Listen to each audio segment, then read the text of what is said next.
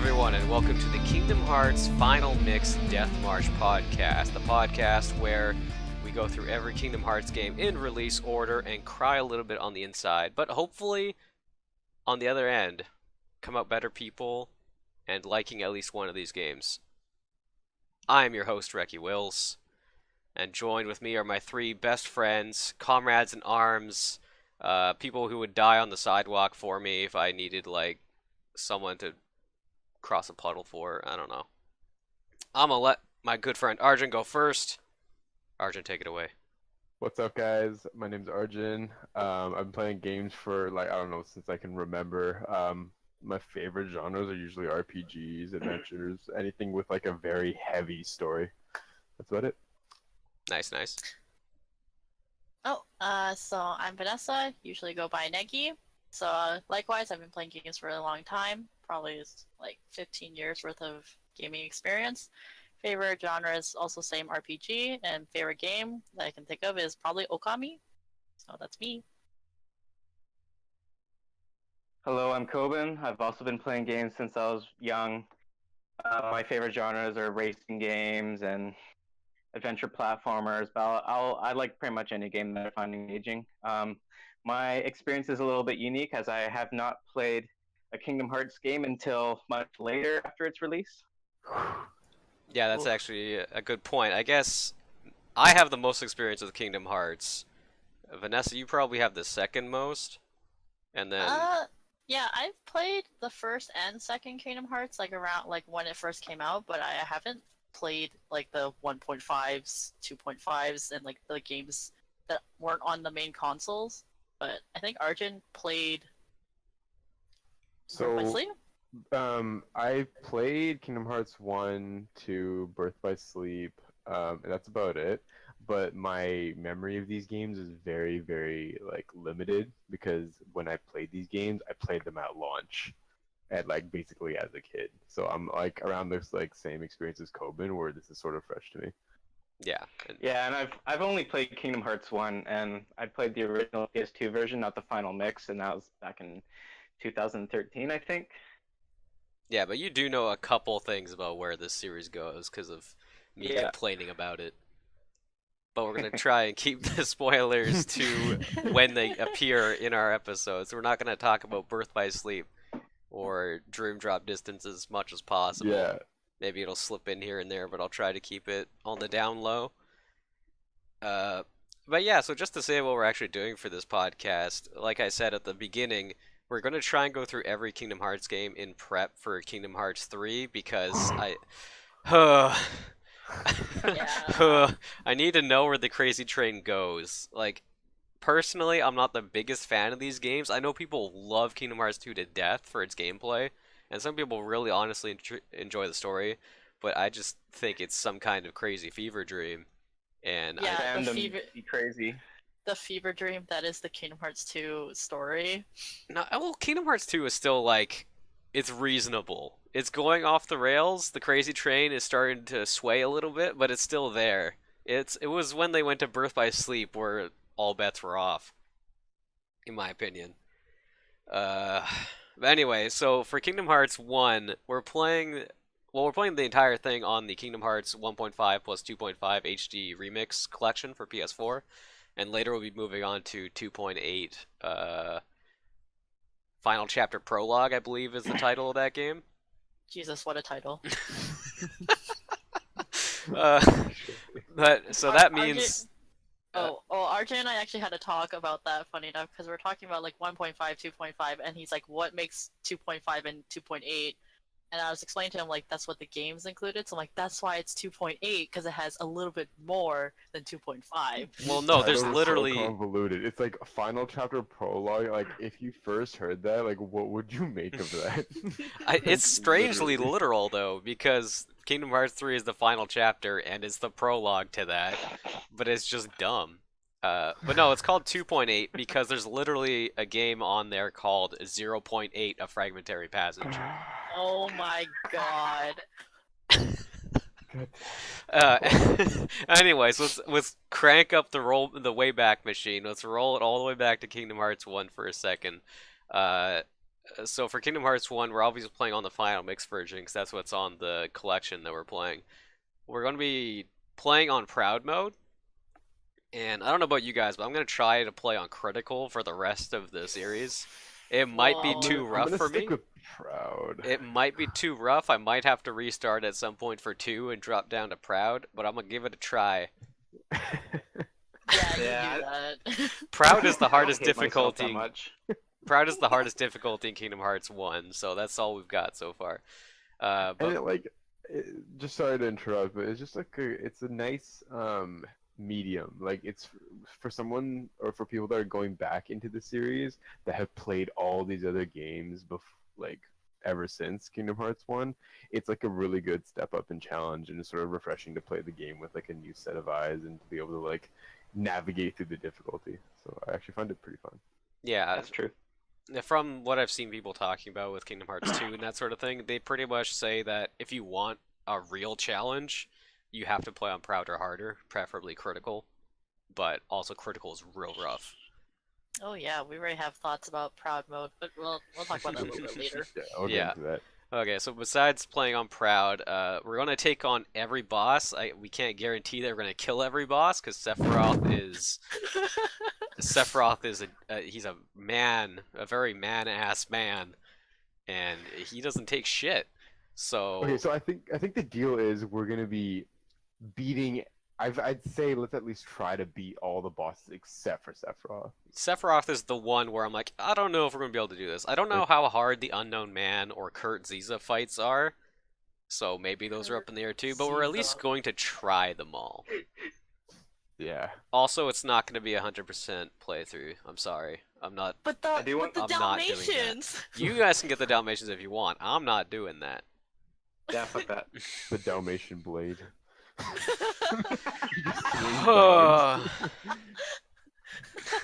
Oh God. Ah, So yeah, we're gonna. so, Oh God. Okay. I guess we'll start off by talking about Kingdom Hearts 1, or like originally, because that game came out in 2002 on the PlayStation 2, so it's actually a really old game, and I think a lot of the critiques I could level against it for like being janky or clunky come from the fact that it's a PS2 game.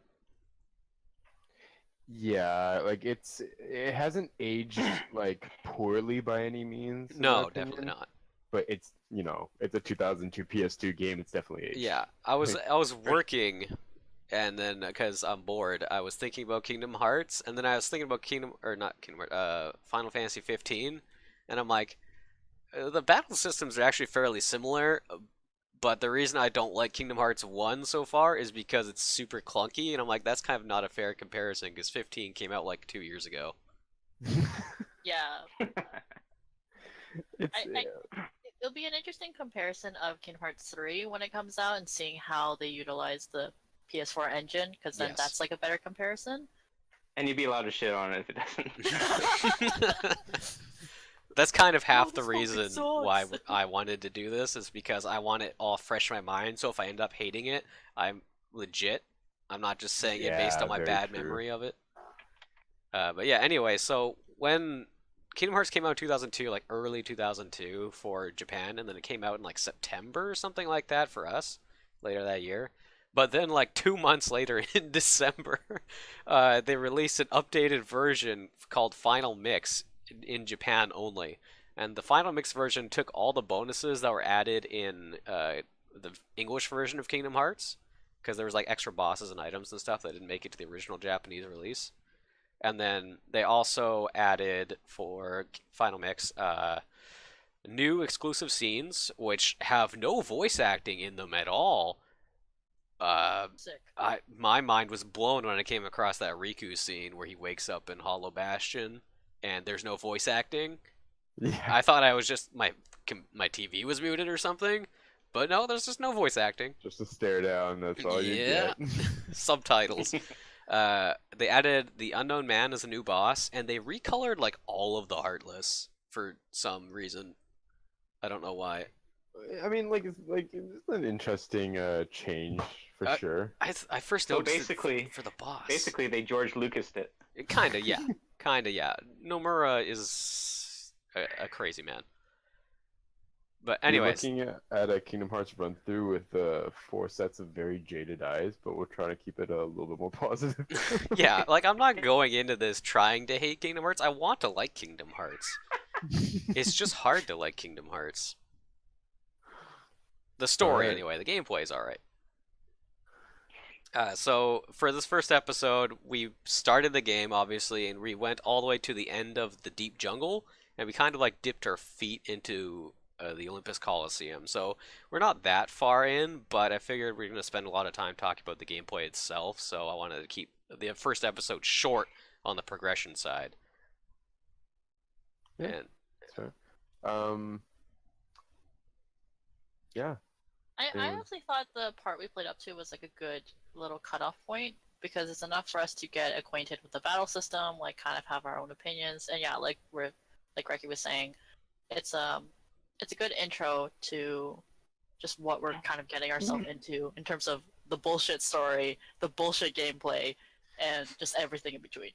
Oh, come on, guys. All right, I'm gonna be the voice of reason in this. I'm gonna say that it was actually pretty fun. it was fun. It was fun. Like the gameplay, like some of the camera issues aside that we'll talk about later. The combat's great. It's still Kingdom Hearts. It's still like very like intuitive. Still very intense on proud mode. Like you're like dodging everything. You're trying to teching is in there, so you like Yeah, I there wanted to talk is a about that. certain skill cap that you have to play this game on proud mode.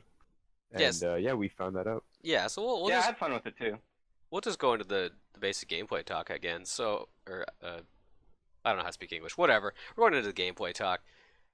So the basic loop of this game, because it's an action RPG, is you go to a town or see a cutscene or whatever that sets you off, and you go onto the gummy ship, which is a great mechanic we'll talk about later, Ugh. and use that to travel to a Disney World, wherein you run through a series of areas, fight encounters as they show up. They're basically random encounters, but the game is an action RPG with no battle transition, so you just fight on the world map.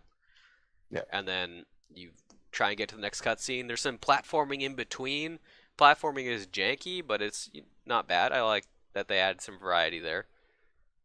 And very like minor, I guess like very minor puzzles so Yeah, some far puzzles that down I've there. seen. Usually, Yeah. So, go ahead. oh, sorry, go on. You go ahead. Oh, okay. Just one thing that Kyle is probably going to touch on is the worlds. Like, I don't remember it again, but the nostalgia in me felt like the worlds were a lot bigger and a lot more interactive. And realistically, like 100%. these worlds are super short. They're very like they're limited to like a couple rooms, and like you could finish each world in like a couple hours, like less than that, like 30 minutes, really. It didn't hit me when I was playing through Wonderland, but when I got to the deep jungle and I realized that entire world is like 3 screens, I was like, Yeah. "Are you kidding me? Yeah. Are I you know, kidding like, me?" And you're just running from one end to the other. We'll talk about the deep jungle. We'll talk about the Yeah, deep jungle. I honestly realized that I felt that the worlds are really short just from Wonderland because I feel like I guess when I was younger I didn't understand like what they wanted me to do, and then this one it was just so straightforward. Like, okay, just do this, do this. Like, it was sort of easy to find like the pieces of evidence because Yeah. I just remember when I was younger it was so hard. I was like, just like where the fuck are these? But now I'm just like, oh, it's like just I happened to just find it. And it was really easy. Can I add to that? Even when I was playing Kingdom Hearts in like 2013 or something, I thought the worlds were a bit larger than how I'm seeing them now. Like I could have sworn Wonderland was longer when I first played through it. yeah, it has this Right, weird yeah. nostalgia effect on you. Like it's so weird. I remember my first time playing through Kingdom Hearts, even like the most recent time I played Kingdom Hearts 1, which was, I don't know, like 5 years ago or something. Uh, in Wonderland, I didn't find all of the evidence. I didn't know where the other ones was. I was exploring for forever, and this one I just breezed through it. That entire world probably took me like an hour. Yeah, Yeah, actually. exactly. Like, Like- I felt like even the You know the little fight where you have to hit the crank and then it like drops the cage with Allison and everything. I don't know why. I felt like the boss fight was like a lot more difficult when I was Yeah, younger. same. But this time I was like, oh, just freaking hit this thing and then Donald and Goofy will take care of everything else. Like basically when you're going through the world, like all the worlds we've gone through, I'm sure I can speak for a couple of us here. Like the main attraction or the main like thing that's drawing us into this world is the final boss fight of that world, because that's the thing that will like sort of challenge us like gameplay wise, because the Yeah. worlds are fairly like simple. Mm-hmm. So it's the bosses that I can really like go into depth and like talk about like what I like or like my gripes and like, you know. Hmm. Yeah, I agree. It just feels like, because I remember Kingdom Hearts 2 because I played it not that long ago. It feels like Kingdom Hearts 1 they just hadn't figured out like managing disk space or something, because the worlds in Kingdom Hearts 2 are actually fairly large. Like the number of rooms might not be that greater, but the actual size of each room is huge compared to Kingdom Hearts 1. Yeah. Oh yeah. So it's something about Kingdom Hearts 1 where maybe they just didn't have the resources to make big worlds, or they didn't know what they were doing quite yet. Because again, it was the first game, so you never know. Yeah, I'm definitely used to Kingdom Hearts 2 because I figured after hitting Wonderland that we were gonna revisit it because that's what Kingdom Hearts 2 did. But talking to like Kyle and Arjun and everything, we don't do that in Kingdom Hearts 1. Yeah, no, there's no world revisits. Yeah, so that's why I was thinking, I'm like, really? I thought Wonderworld, like, you did a lot more stuff with, like, the growing big, growing small, like, all that. But, yeah, apparently I just, like, Nope. made that up. You can go back, because they do hide a lot of. I guess we should talk about this later, but they do hide a lot of treasures that you can't get in each world. So if you want to get high completion percentage, you're gonna go back anyways, but you're Like the never Trinity required stuff, to. right? Yeah, Trinity Ah. stuff. Sometimes you need high jump or glide to get to a spot, that sort of thing. Okay, okay. But That there's makes no sense. like story reason to go back, except for Olympus, I guess. Going back to just the comparison between world sizes between the games, I wonder if that has anything to do with the budget. Probably. Like, Yeah.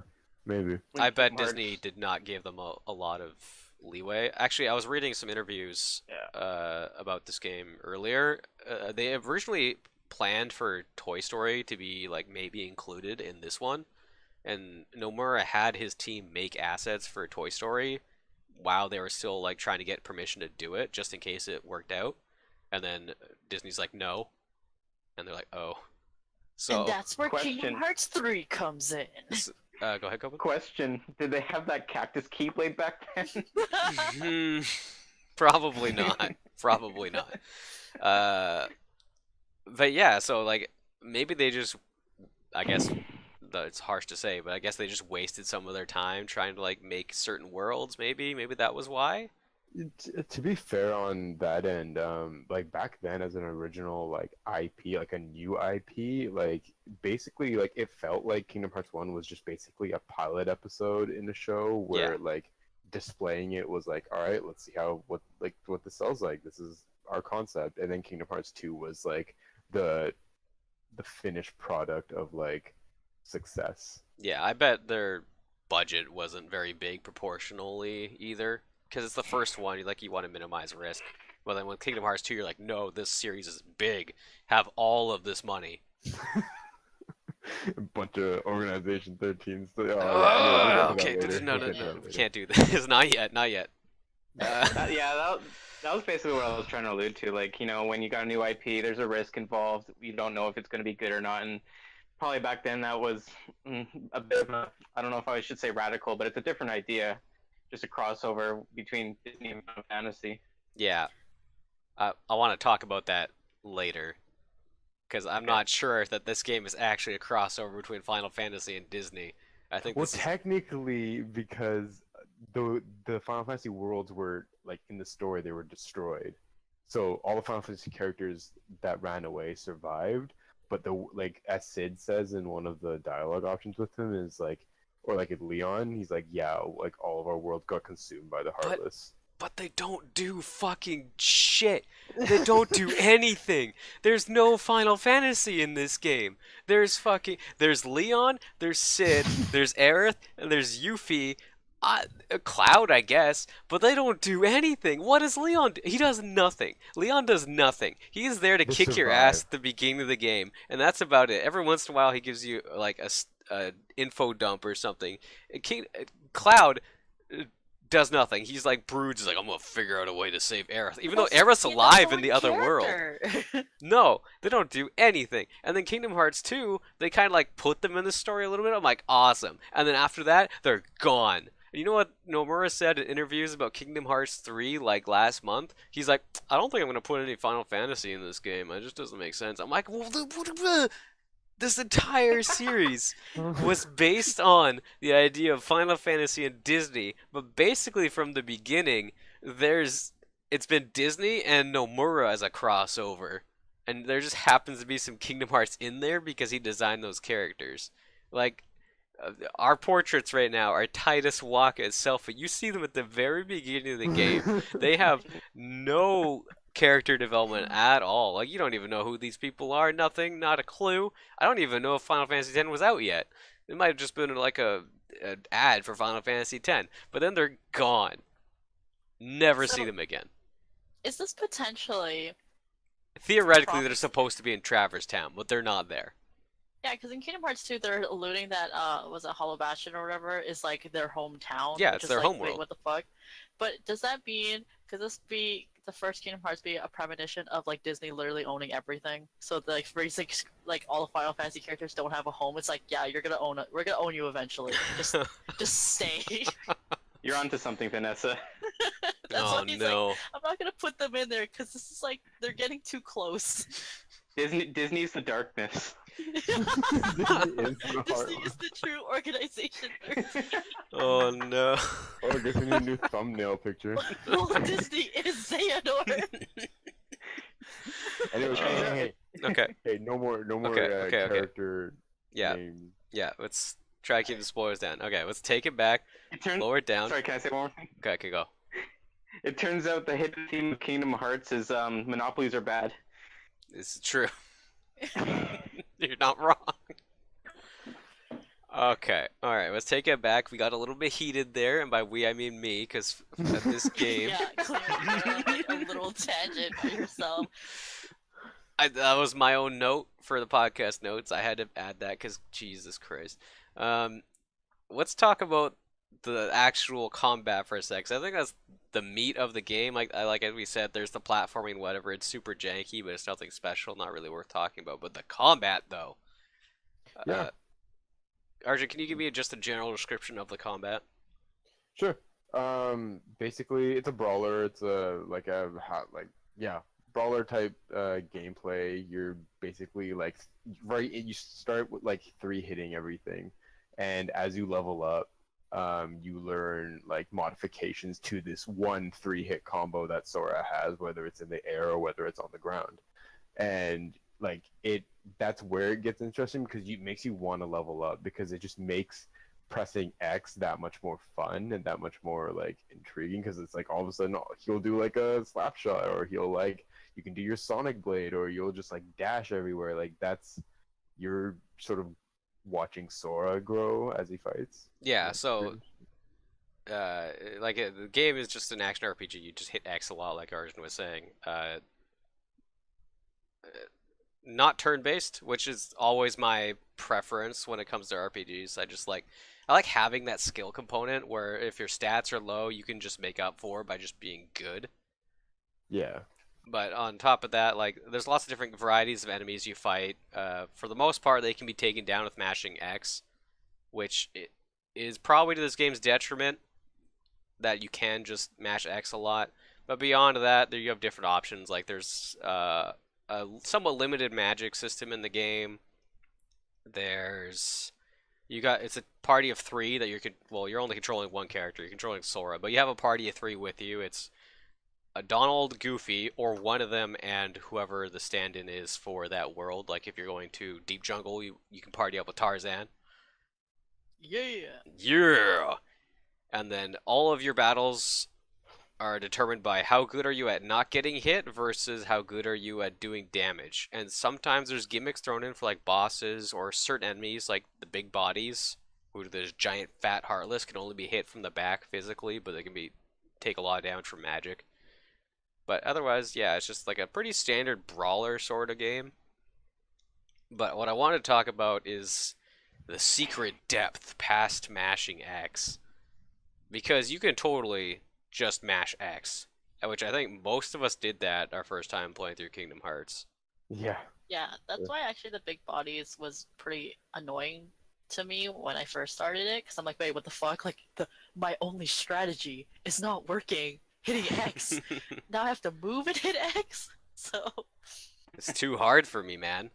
Oh yeah, and there's also certain abilities that are tied to the square button. So, I guess this is actually really important. Most of your commands in this game are actually executed through the command menu, which is like this thing on the bottom left. It gives you options between attack, magic, item, or some bottom option. I forget what it is because it doesn't matter. Summon. I think it's, yeah, summon. Oh, summon? Okay. So when you press X, you actually select whatever is highlighted in that menu. So there's not an attack button in this game. There's just an attack command. Which, personally...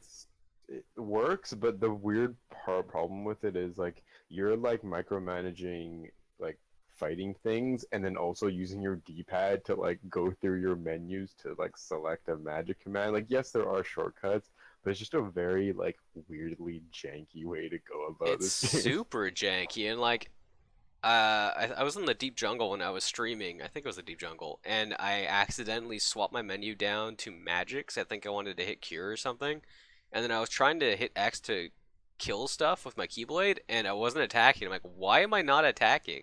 And I didn't realize I just moved the cursor down one slot. I'm like, aw, son of a bitch. Yeah, it's definitely frustrating, especially when considering it came out in 2002 on the PS2, right? It's like that system was just like super annoying, especially a lot of us, or like the three of us played it when we were like 13 or 14. Yeah. Like we're just not really used to that sort of system. Because you think of like Final Fantasy 15, which has like a very similar option, but it just the way they shortcut everything was a lot more like smooth. Yeah, I'll probably compare this series to 15 a lot because they share a lot of the same DNA. And this game has exactly the same problem that 15 does, which is they have so many buttons, but they condensed everything down to like half of the buttons they could possibly use. Like, what do you use circle for in this game? Jumping. Jumping? Okay, sorry. Yeah, sorry. For some reason I thought that was X. What do you use triangle for in this game? Yeah, it's some weird command for Goofy and Donald. I feel Yeah, like when it's you like press it, they like you, say you, something. Or, you like, press they do- triangle to make them attack the enemy that you're targeting or whatever. What do you press Wait, L2 really? for in this I game? didn't know that. Yeah, no, I found Yeah, that I out. didn't know that I either. was in the options looking at the controls, like, what the fuck is that? But And, what like, what is L2 for? No one knows what L2 for. You know what L2 is for? L2 is for switching targets. Really? Oh, right. I just Right. target and then like turn towards the person. I'm like, yo, just Why do do the you thing. need a button to change targets? Use the right stick when you're locked on. Yeah. Yeah, could've- also even when you're in the manual camera, one gripe I found is that like your camera is never truly manual because it'll still sort of control itself. A little bit, yeah. And the targeting is Oh my bad because it always tries to target something even when you're trying to like hit something else or face away from it. So it's really Yeah. annoying. But like the point that I'm trying to get here is like, why not just have a dedicated attack button? You have a button for like dodge rolling and blocking. Why not just an attack button and then a different button for selecting the stuff in the menu? Yeah, that would work. That Let's go. Okay, one thing I want to go back to though is teching. Like this is like the sort of the Okay, brighter, yeah. like shining light at the end of the tunnel that redeems a very like dated game. I've had a lot of fun with being able to parry people. That's what teching is like when you and the enemy hit, like, or like your Keyblade hits their like hitbox at the same time. Yeah, you like you, cancel like, attacks out. You cancel the attack and you parry it, and it feels good because you see the little XP pop up, you get rewarded for it, and it's cool because they like most of the time they get stunned in some sort of way, so it gives you a chance to like 3-hit the living shit out of them, and it just feels good. And it's really good for strategy too. Like if you're facing Waka in the very beginning of the game for a practice fight, you can tech his soccer ball, whatever the hell it's called, blitz ball, Yeah, back at him, and it stuns him, and you just like wreck into his shit when he's stunned. But you have to tech it. So not only is it like a strategic importance, it's also rewards you with bonus EXP, which I think is awesome.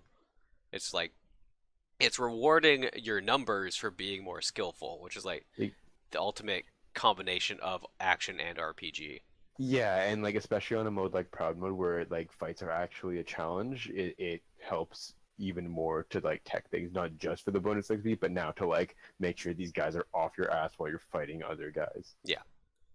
Yeah, very true. Because I feel like because obviously like the huge point of Kingdom Hearts is just like mashing X essentially. For first time people, like you'll coincidentally be teching stuff like just because. But obviously, yeah, like Arjun was saying with Proud Mode, it's nice because you utilize those advantages to actually time those strikes. So it's like the next level Because of otherwise, the just doing it boss out of is gonna like coincidence versus two-shot like you. actually doing it on purpose. Yeah. Basically like button mashing in a fighting game and winning versus like actually interpreting or like actually being able to read someone's hits It's and like when you're fighting playing them. Third Strike and you're trying to do a Hadoken, but you just accidentally parry something. You're like, oh my god. Yeah. But yeah, what do you think, Coben? What do you think of the combat? I want to get your. Yeah, I mean, pretty much what you guys say. I feel the same way. But one thing I want to add actually is, I mean, I haven't tried using it too much yet. I don't really see much of a point of blocking just because of the teching. So Yeah. Because when you block, it's just like a short animation, right? And you can't even use it while you're moving. You have to be standing still to use it. that's actually I almost something I feel wanted like to bring up. Yeah, I feel like there's not really much of a point of using it. Blocking is garbage in this game. There's a startup on blocking. Why do I want a startup on blocking? Yeah, exactly. Yeah, Very true, Coben. it's just sort of like I guess in a way it's an easy like button for first time players that don't understand like that fully don't But understand the the concept of weirdest hacking. thing is, it's not even like a full guard. It's not even like I can keep it pressed and it'll just Yeah. block. Yeah, It's the same thing as teching. Like you're pressing the It's a- same yeah, button at you're- the same time, but exactly. you get less of a reward. It's I'm just like, a ghetto parry. yeah, it You can't it's even act definitely out not of it. very well thought out. But hey, it explains why people don't use it, I guess. And for Yeah. me, I don't use it. One, because it's bad, and two, because you can't use it while you're moving. Because if you're moving and you press the block button, which is square, you get dodge roll. Yeah, And so I can just never Yeah. block stuff on command because I'm always accidentally dodge rolling or just saying screw it and like trying to parry it. It's and it stays that way for the entire series. Blocking never becomes good. Yeah. There's a reason why if you look at a speed run of like Kingdom Hearts 2 or something, they just use reflect. They don't even use blocking. yeah. But speaking of abilities, which is like dodge roll and parrying and stuff like that, I do actually like that aspect of it because I kind of just like took it for granted of how you can essentially, as you keep leveling up, in that case, you can start customizing your combos and stuff based on like how you play, which is really cool because obviously some people will prefer like aerial attacks and then they'll extend their combos for more aerial like combo finishes. While if you're on the ground more, like you have your own style, just like how we got was it Sonic Dash from Cloud in Olympus. And then there's some people that like would probably prefer to use that, while other people would be like, no, I want Slapshot instead. So I think that's Yeah. like an interesting thing for later on when we go more into the game to see what we equipped and things like that. That's like another addicting thing with Kingdom Hearts, from like how I see it, is like collecting these keyblades or collecting these moves or just collecting these like traits from your environment is what makes it so like engaging sometimes, because you're like, you get a certain keyblade from someone that you really like. Like for me, it was like a certain Final Fantasy character, and I was like, wow, like holy shit, like this represents this character that I really like, and now I get to use it. Or when Cloud gives you Sonic Blade, you're like, whoa, I get to use something that he would use. Like that's why it's cool, like inputting that onto Sora, because Sora is this like malleable, like make what you want kind of like character, Yeah. and that's what I liked about it.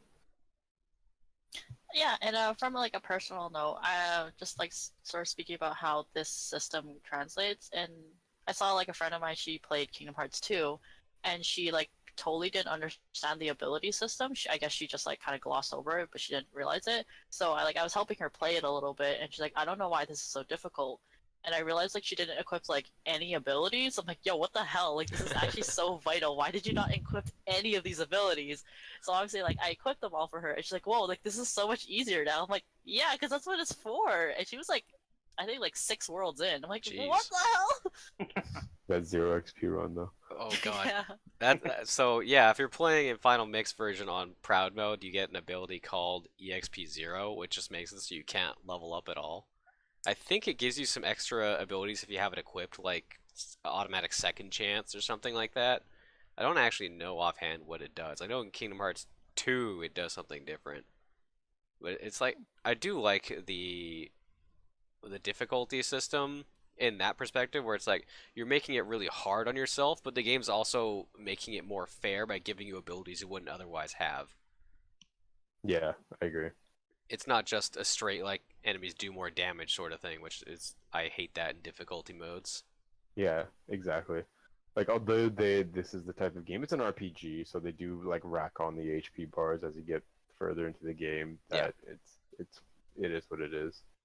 But yeah, let's head over to bosses. Let's go through each person, and I want to hear your like the easiest boss, the most fun boss, and the most like difficult / bullshit boss for you. Yeah. So Kyle, let's start with you. Well, help me remember all the bosses we fought so far. I'm not counting the dark, gigantic man at the very beginning. 'Cause he's dumb and doesn't count.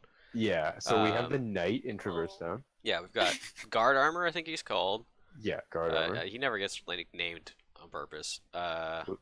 It's We guard got, armor. Leon, I guess, is technically a boss, Technically, Leon, yeah. but you can lose and progress anyways. There's A long thing from Alice in Wonderland. yeah, World there's that the released. gangly heartless in Wonderland, and then there's Clayton. Clayton. Clayton. We'll talk about Clayton when we get to the deep jungle section. Yeah. I think for me, my favorite boss is probably the guard armor, because he was my Yeah. first experience, like really encountering Proud mode, I should say, where he like 2-shots you, and I was actually afraid of dying. But also, Yeah. it made really good use of the tech system, where you could tech a body part out of his attacks, and then it would stun him, and then you could wail on the body part. Because the guard armor is made of, it's 2 arms, 2 legs, and a body, and they're all separated and kind of act on their own. So you can destroy each one separately and reduce his available attacks until he's just a body and he can't do anything, which is hilarious.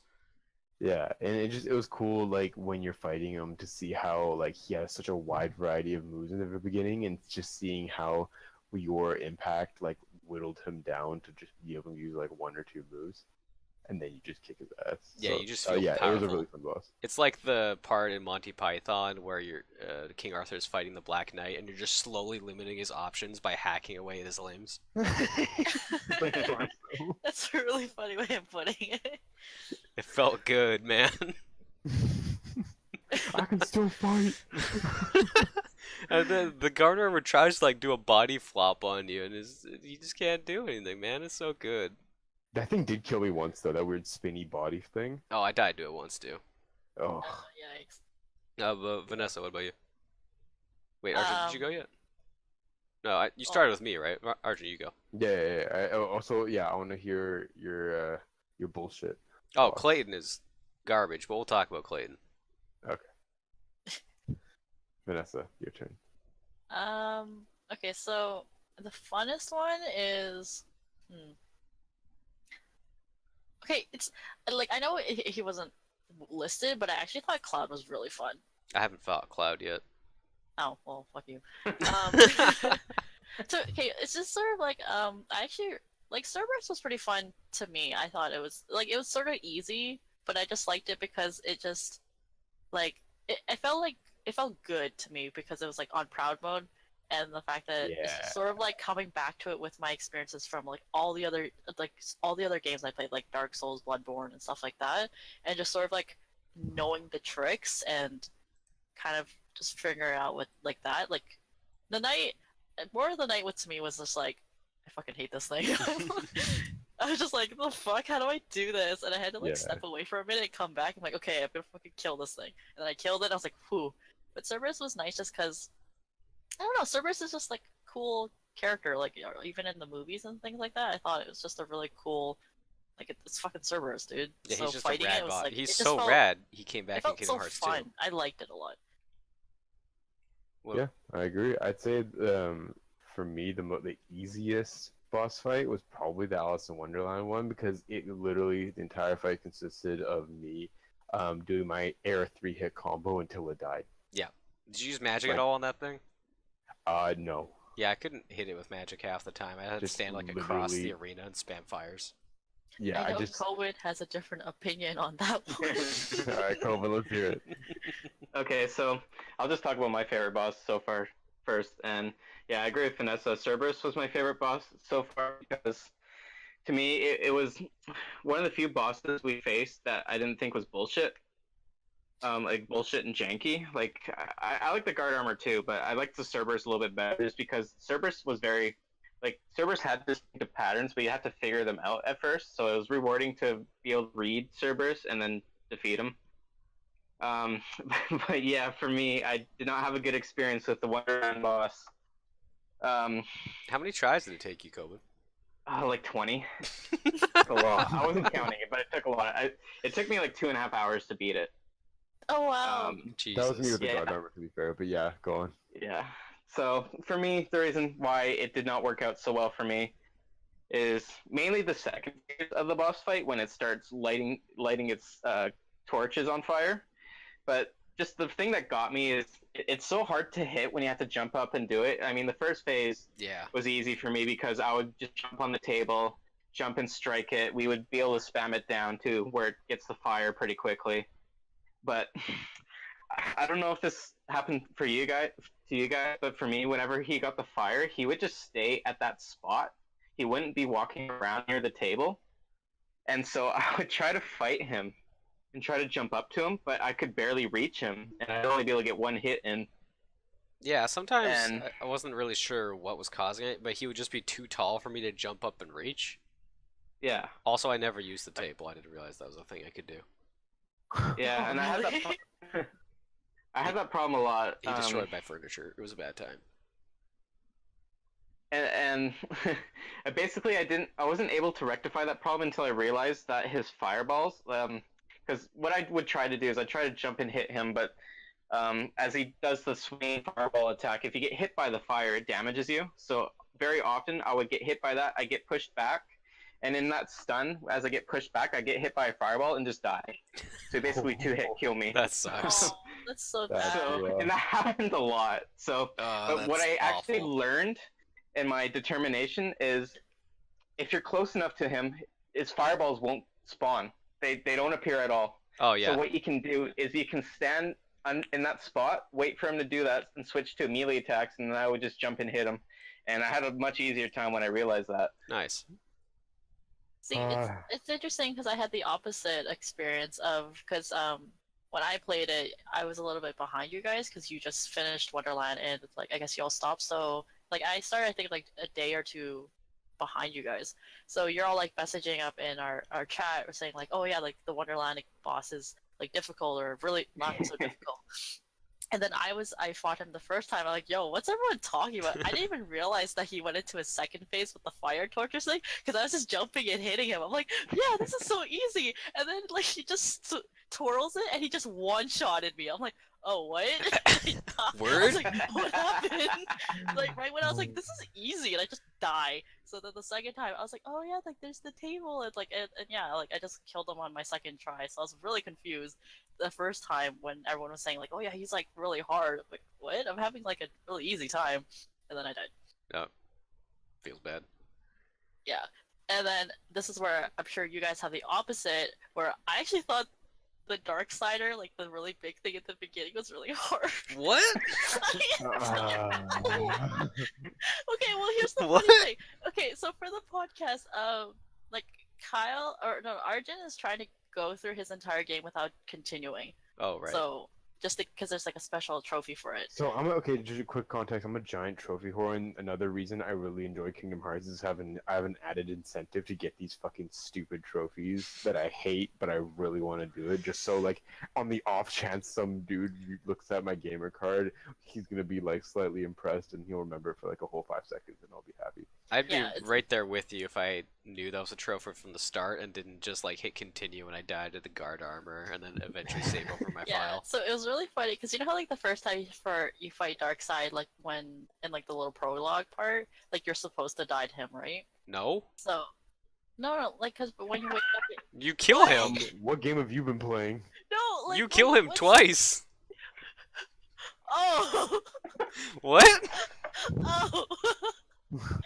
Hold, Okay. wait, hold up, continue. What I the thought, I thought you were supposed to die to him, and like when Sora wakes up on the beach, I thought you were supposed to die. No, 'Cause you I kill was, like, him! fighting him, and then I just got hit. I'm like, oh no, I died already. And then like Sora wakes up. I'm like, oh. So then the second time I fought him, I thought I was supposed to die, so I just let myself get hit. And then just I saw the continue screen. I'm like, oh. Wow. Okay. So in that case, I don't know there- what to say. So yeah, that's why it's really funny when you guys like, I don't consider him a boss. I'm like, oh, he was actually really hard. Actually, when I was streaming, one of my friends that I know from talking about Final Fantasy 15 was in the chat because he likes Kingdom Hearts, and he was making a joke that they added a training dummy to Kingdom Hearts, but not in 15, while I was fighting that boss because he's so easy and does nothing. See, again, that's why it's really funny, because, like, for you guys, but you're like, wow, that's like, I just, like, I'm Wonderland and stuff, and on me, I was, like, spending, like, half an hour trying to kill him, like, please die! Please die! Especially Oh, because God. crowd mode, right? I'm just like, oh yeah, let's go. And he just, like, two-shots me, and I, like, got really discouraged. I'm like, yo, this fucking sucks! I hate crowd mode already. Okay, so let's transition into the story talk because the remaining things in our podcast notes we can cover as we go through the story. At the start of the game, you get this awesome video compilation, music video to "Simple and Clean" is the name of the Utada Hikaru song, and then you My introduction to Utada Hikaru. For the Yeah. next, like 10 years.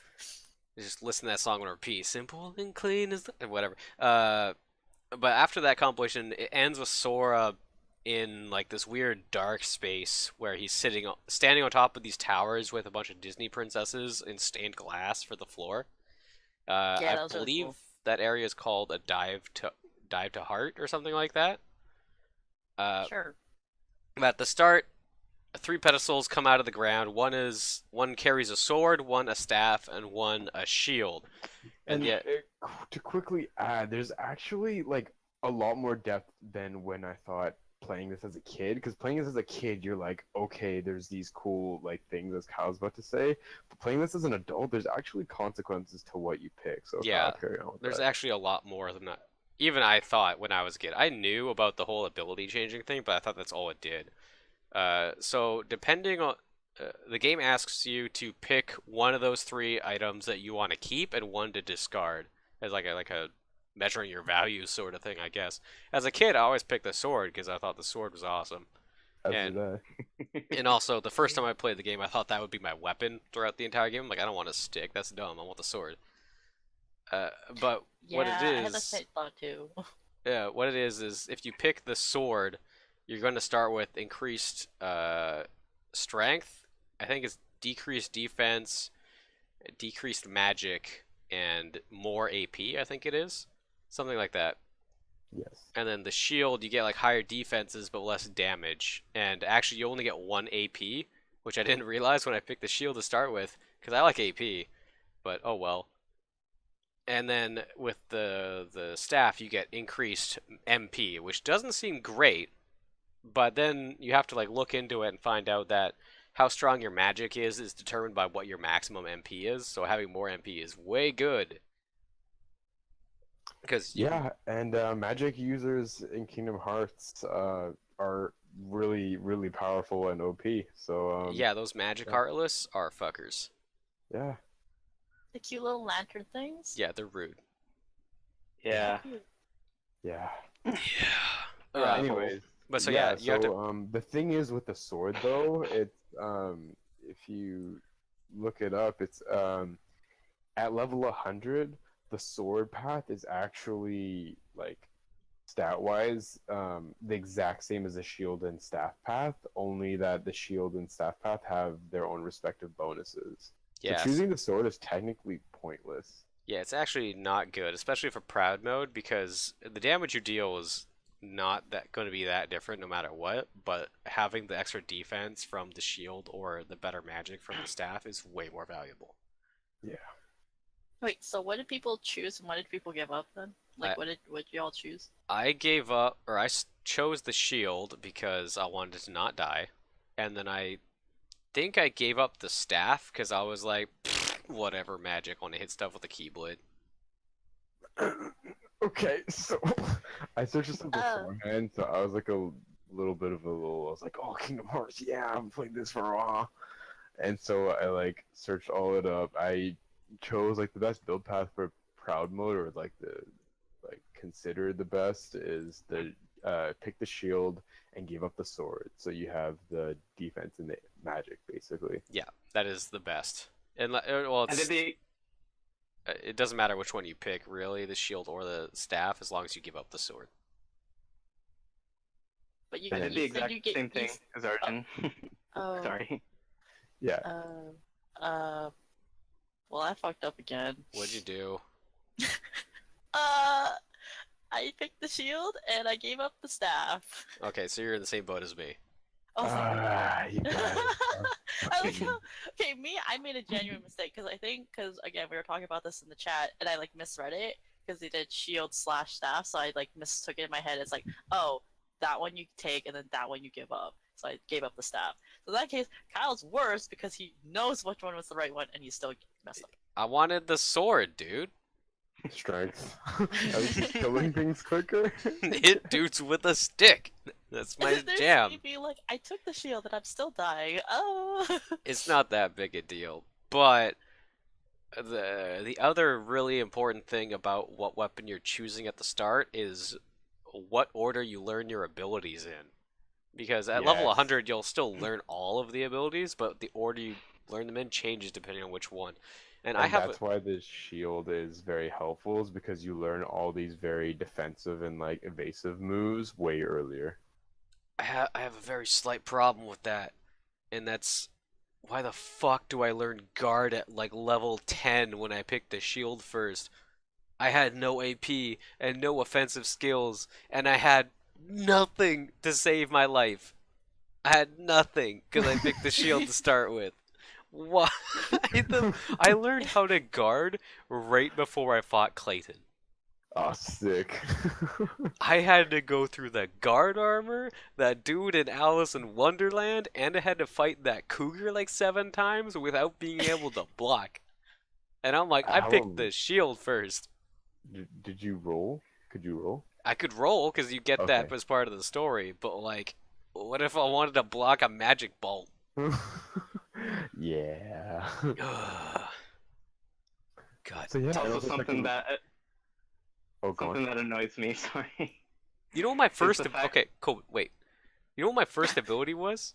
It's fucking Berserk. Bro, I die in 2 hits and the first hit doesn't put me in critical HP. I Same, learned that- Berserk first. When I saw it, I'm like, oh, that's useful. Not. But then later it's like, not. Never Oh, useful. God. But another thing that makes me salty, and it's something they changed in the final mix, is when you pick the shield, you learn scan at level 21. And Yeah. personally, I like to have the health bar because I like to use it to like gauge where I am. It helps me like manage my patience. Yeah, I don't mind it for regular fights, but not having it for bosses tilts me because I'm like, I just want to Yeah. know when it's close to dying. Like, should I use this potion or should I just try and clutch it out? See, I don't understand that why that's even like supposed to be an ability. Like, it's just sort of like of all the video games we played, like seeing the health bar is sort of like it can add to like your dread, or it can, yeah, again, it's like it's a huge part of your gameplay. You don't even realize it because obviously if you see like a boss that has like 5 health bars, you're like, yo, what the hell, right?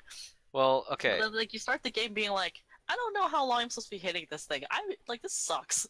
I don't mind it so much if it's clear that the enemy is at least taking damage. Like sometimes it's not clear that whatever you're doing is actually killing it, and then if you don't have the HP bars, you're like, But in general, like I don't mind that I can't see the HP because it's like a struggle. Like, oh man, is it gonna die soon? Like it's me against him, like this test of wills.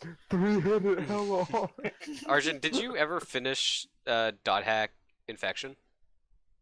No, I didn't. Okay, so the last boss of dot hack infection is Skaith, who is the rock dude with the red staff. And Okay. he's a bugged monster, so when you hit him, you can't you see his HP, but it's all bugged out and the bar doesn't go down. And so you're just hitting the shit out of this guy for like half an hour because he has a lot of HP. And you can't tell if you're hurting him or not until he gets protect broken. And then you like data drain him and then he's a regular monster and you can actually like just kill him. Like, so when I played that for the first time, that was like the moment where I'm like, okay, I see where the tension comes from not knowing if this thing is dying or not. But Yeah. also, I just, when I want to fight a boss, I would just want to know if I'm killing it or not. Yeah, well, like in that example, like it sort of makes sense because it just like it's in the game, right? I Yeah. just feel like with all the other games I've played, it's like you always have a health bar, so it's just like I don't know. I think it's important. Yeah, well, So you especially see, when I was doing like the night guard thingy, yeah. and like beating the crap out of it, I'm like, oh my god, like when is this thing dying? I am like at half health, which is like pretty much I'm gonna die next hit. I'm just like rolling around desperately. I'm like, please help me. And it's like, yeah, I don't know when I'm gonna die or not. Bitch, figure it out. Yeah, I just want to know. I'm with you in certain cases. In dot hack, it was like, it really drove the tension home, but for something like this, especially like the Alice in Wonderland boss, I'm like, please just die. Like, am I close to killing it? I don't know. But speaking of things, I can relate to that. okay, I just need to talk about like something else that really sucks and that really frustrates me. Is the fucking gummy ships. I really hate the gummy ships. Okay. Can we save it till we finish Traverse Town? Because that's when it gets really bad. Fine. You can go if you want. No, just go. Okay, we'll put it off for a second. Alright, so after you do your dive to heart, you pick your weapons and choose one to throw away. You get a nice little tutorial, kill a couple heartless, whatever, it's fine. And then you fight the hardest monster in the game, apparently, who's like the dark side of the heart. He's this giant black heartless. He's really hard. So you fight the final boss at the beginning of the game, and you kill it because you're supposed to kill it. And then Sora wakes up in Destiny Islands, it's like his hometown, which they never really make clear until the Kingdom Hearts 1 manga came out. Destiny Islands is more than just the island. Yeah, you know why? Because if you look at Destiny Islands, it's actually an anagram for It's Disneyland. Oh Jesus. Yeah. Yeah. Which goes Yeah. back, ties back into the prophecy that Disney was gonna own everything because the Disney. Final Fantasy characters are on the island. Anyways, go on. Okay, so you wake up on Destiny Islands. It's you, the main character is Sora, and then you're hanging out with your best buddies Riku and Kairi. Riku is the emo guy, and Kairi is this nice like childhood friend sort of looking girl, even though she has amnesia and doesn't know where she comes from. But the three of you guys are trying to build this raft so you can go explore other worlds because they think the Earth is flat and they can just like fall off the side and get to a new world or something. Not quite sure what their plan is with the raft. Not that it matters. But so you wake up, Kairi has you running some errands to try and get supplies to build the raft. During that time, Yeah. you can fight Titus, Waka, and Selphie. I think you get an item if you can do the 3v1 fight, which I was not able to do, but I only tried like once.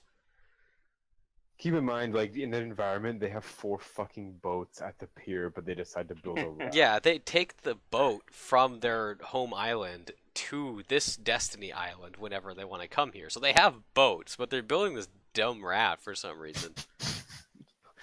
Which looks Yeah, like uh, very crudely made. I don't know And how I don't- child me believed all this bullshit. I- But yeah, You just really Also, the gotta fact that pretend. what's it? They're like, oh, we're gonna survive and make it to a new world with like 2 coconuts, 4 fish, like 2 mushrooms, and clean water, like a jug. Yeah, like 1 jug of water. And Kyrie's Also, like, don't get water from the sea because we can't drink that, but we only have this 1 jug. We'll be fine.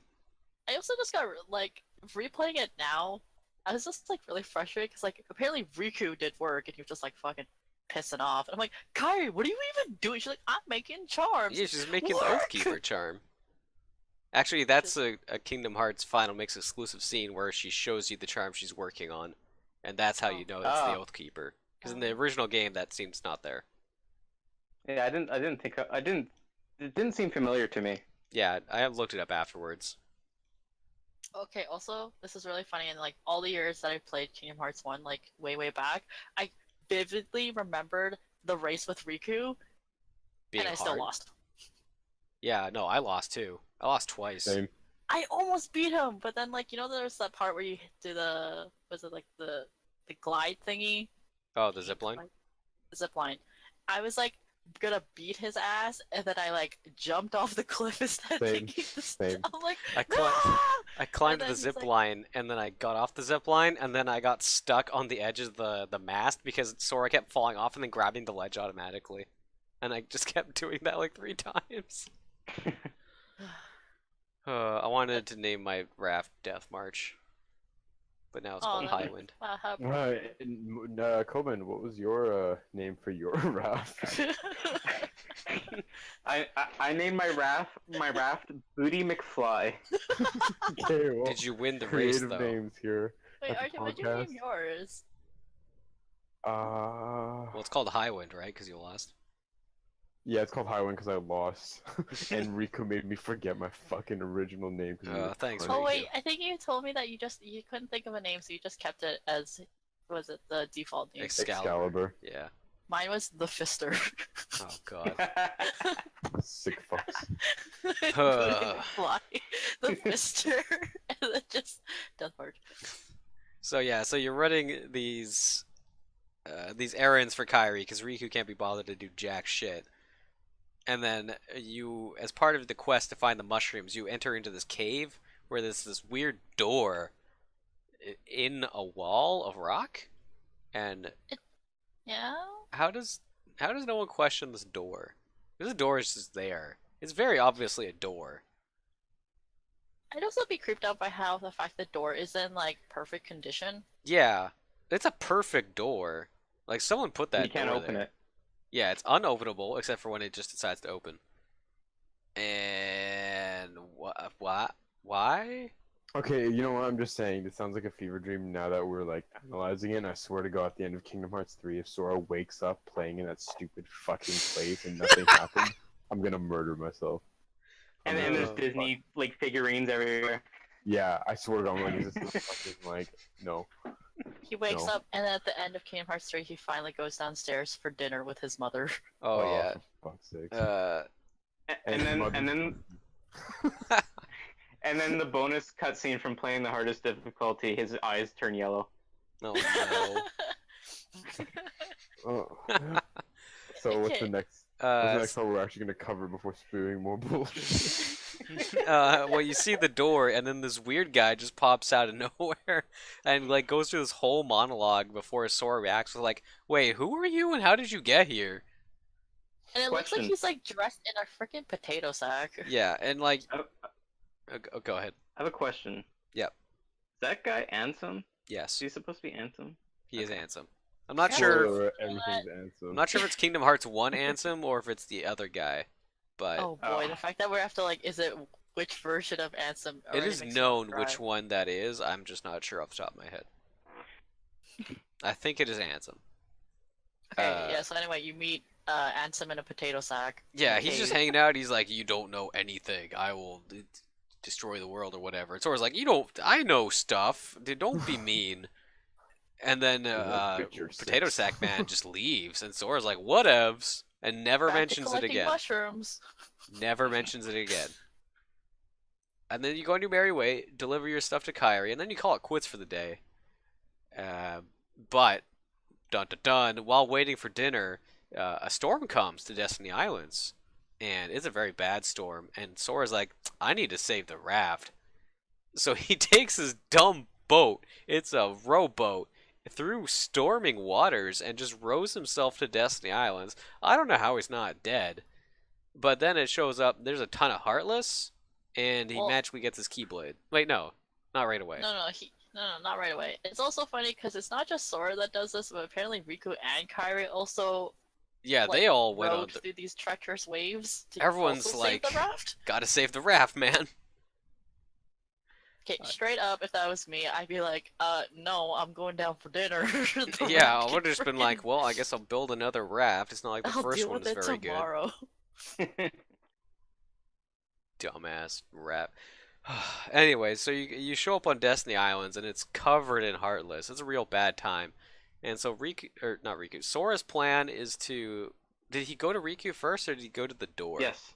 He went Yeah, to he Riku first? tries to find Riku first. Okay, so he tries to find Riku. You find Riku over in the little plaza where you can challenge him to a duel where the Pabu fruits are. And Yeah. Riku goes full edgelord here. He does like a heel turn, and you don't even really know who Riku is yet. So you think he's like chill, kinda. Like he's probably down to do some drugs in the back alley if you ask him to. But you just turn to Riku, and he's like, "I have accepted the darkness into my heart. Come and join me, Sora. Don't be afraid." And then Sora is clearly trying to like reach Riku. He's trying to grasp Riku's hand, and Riku's just holding it there like a fucker. He's just like, "No, come and grab my hand, bro." He could like lean forward 5 inches and grab Sora's hand, but nah. Gotta add that tension. Yeah, and then so Sora's unable to grab Riku's hand and gets swallowed up by the darkness. And No, that's when he gets the Keyblade, because the Oh, Keyblade's like, right, no, right. man, this is too edgy. yeah, the Keyblade shows up and like banishes the darkness after Sora gets covered in it. And then suddenly you can fight the Heartless. And then I forget why, but you have to go to the door. Why did you have to go I to the think door that's again? just. I think it's just because Riku was like, the door is open, and then for some Oh, right, reason, yeah. I mean, like, if you were first time playing, you would try like everywhere else to look for Kairi, and you're like, wait, there's like the last place to check is the stupid door, so you just go there. Yeah, okay, that makes sense. And man, this is where my Yeah. memory gets hazy. Yeah, and then Kairi's all like, "Oh, Sora," and then like she I don't feel so well. shut up, and then she like the She, door like, opens, ghosts giant through gust him. of wind happens, and she just like goes through you.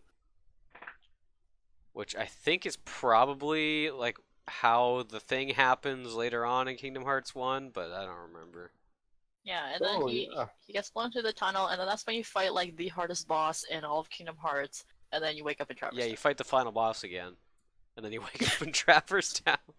It's really hard. It's not hard. Oh, but yeah, like obviously in between these little cuts of like Sora's daily life on Destiny Island with his friends, you see like Goofy, best character, and then Donald, fucking worst character, Best like character. trying to look for Mickey.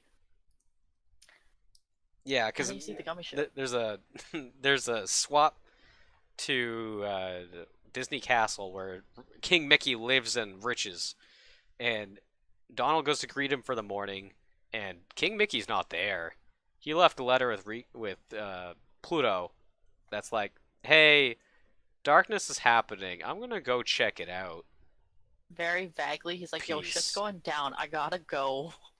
And so Donald enlists Goofy's help to go travel the stars to find King Mickey, to help King Mickey because I guess he needs help, even though he left King without Mickey needing was like, help. "Go find the key." Which Oh, is right, like the yeah. most ambiguous thing I've ever heard. Like, go find the key. They're like, okay, we're just gonna travel Go find the in key. a random direction and hope for the best. It'll be fine. Don't worry about it. But they somehow end up in Traverse Town, the same as Sora. Cole, can you Where- explain what where- Traverse Town is? Weren't they directed to Traverse Town? Were they? Like I thought the letter said to go to Traverse Town Oh. and look for Leon. Oh, I think Donald said something like that. Hashi Yeah. cynical fucks.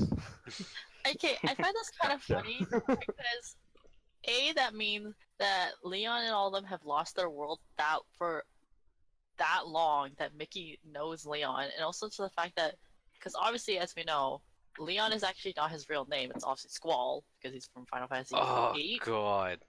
it's actually Squall. So the fact that, again, it's just like enough time for Leon to be like, that's not my name, it's Leon. So Yes. Mickey's like, okay, go find this dude. So if you look in the journal entries for those guys, you find out that Leon and them have been living in Traverse Town for like 9 years. Oh, Jesus. Wow, you Yeah. read the journal. I did, because I saw the new icon and I didn't want that icon to be there anymore. Oh, that's so sad. Yeah. But yeah, so they've been there for like 9 years, so I guess that makes sense that they would know King Mickey. Well, it makes sense that King Mickey would know they were there. I don't know why they know King Mickey. So why would be like, yo, just go talk to this like super edgy dude. He'll tell you what to do. I'm like, Yeah. but does he really? But maybe. But Cope, Okay, can you so- explain what Traverse Town is? Yeah, okay, so anyway, so Traverse Town's basically like the hub world for the game, as I can understand it. And basically, like after all this shit goes down in Destiny Islands, gets sucked up by that black hole, Sora just randomly wakes up in the back alley in Traverse Town as if he's It was a just bad had drug one trip. wild night. And I think the opening cutscene is just Donald and Goofy just walking around trying to look for Leon, and then Pluto runs off and finds Sora, and he wakes him up. And then Sora wakes up, and you have to walk around, which it's kind of weird because you walk around quite a bit, just like with no context. You're just trying to go around, do something, waiting for something to happen. But anyways, yeah, you're like walking around. You go into the item shop, and Sid's there, Final Fantasy VII character. That little exchange is kind of funny. And then you have to, and Traverse Town has like 3 areas to it. They're called districts, right? Yeah. Yeah, so you start out in the first district, and there's like shops and stuff in there, and it's safe from the Heartless. But then you walk up to second district, and just something just absurd and funny. Just right away when you walk into second district, there's just this random guy, doesn't make any noise, no voice acting. He just runs and trips and just like literally dies from a Heartless. Like the Heartless just comes and rips his heart out, and it just floats in the air and he disappears. Sora makes no reaction to it. It's just something that just happened. There's no context to it. That's so there's just good. Nothing. Like there's no reaction. I don't remember if there's any music going on or anything. It just randomly happens, and the Heartless show up, and It's showing then you how the that's it. Heartless come about. just nobody talks about that guy ever again. He's just done. He's just gone. I also like that the first district is safe from the Heartless because of a wooden door. It's the only thing separating the first district and the second district. The second district is teeming with Heartless. It's just a wooden door. It's magic. It's magic. There's also that one guy on the Yeah. side on the other door that's like, I won't let you pass because the Heartless is dangerous. Like it's Majora's Mask or something, or Guido from Ocarina of Time. Like, I won't let you go unless you have the Keyblade, man. And he's just like this fat and useless guy. Like, you go and fight the Heartless then. What do I care? Yeah. Anyways, so there's a little bit more to this other districts. You guys can interject if you want. In the second district, there's like a few other rooms. There's like those bells. I think that's related to something that happens a little bit further on Yeah. into the story that we haven't reached The yet. bells are for Traverse Town too. Yeah, but there's that clock tower you go into, and as you kind of wander around, there's always like these interjecting cutscenes of Donald and Goofy trying to find Leon. Well, And they're you- looking for the key at that point. Or yeah. And then there's like a room with all the Dalmatians that you can collect in the game. They're like scattered throughout all the worlds in the game. Yeah, the Hidden in world's treasure been chest. lost. Okay, fun fact about that. Speaking of the Dalmatians, it was really funny because as Kyle was saying, like, or you were saying, obviously, like second district is just like overflowing with Heartless, and since we're on proud mode, like even like the random encounters can fuck you up. So I was dying at this point. I'm like, oh man, I'm gonna die. So I'm like No. running in a random direction, and I just go into the house of the devout Dalmatian house, and it's just like the sad dialogue of like, all their dogs are gone, and I'm still like hearing the wee wee wee sound of me dying. I'm like, help me! Like, that's great. You have a potion? No, Ma- sad. wolf. I'm like, I guess I'm just gonna fuck myself. I'll sleep now. And the doctor's like, "Where's my babies?" I'm like, "I'm bleeding." So that's just like I like that. I accidentally found the Dalmatians as I'm like running from my life. I found a few Yeah, and Dalmatians, but oh man, that's like what's And then you dumb. have the third district, which I don't remember what it's supposed to be, but it's like it's small and really sciencey looking. Yeah, it's like a Some, display area or something. some real freaky shit's going on, It's and the event hall. I can't. You have to go to certain places to trigger cutscenes, and I can't exactly remember what they were. Yeah, I always get confused when I play Kingdom Hearts 1 because you get to the spot and you remember the guard armor is in the third district, so you just go there, but you don't actually have to go there yet. What you're actually supposed to Yeah. do is you go into District 2, and because I watched a speed run who explained this, I know exactly what the trigger is. You need to kill 5 Heartless, which is why they spawn 5 Heartless right after that rando dude dies. And once you kill 5 Heartless, you go back to the accessories shop, and that's when you trigger Leon. Oh shit! See, that was really because I think I triggered the Donald and Goofy thing like only once. I didn't even know if you're supposed to do it like multiple times. I was just like running around again, like running for my Yeah. life. I spent like Just half going an into hour everywhere. going through Traverse Town until I just ran like, I'll go back to the accessory shop. I don't know, and then it triggers Leon. I'm like, are you kidding me? This is the dumbest thing. Oh, Yeah, and then yeah. and then Leon just walks up, just being that long-haired edgelord he is. I'm not Squall anymore, and he's like, just, what's a little chump bitch ass kid like you doing in Keyblade? I'm gonna fight you. And so you fight him, and it's like a battle you can't win, or it's like a battle where you're meant to lose. you can win. So that you get like an happens. You just elixir or get a something. fucking measly 30 XP and the same fucking cutscene Yeah. of you getting your ass kicked. Did So, you yeah, guys there's- win that fight? No, No.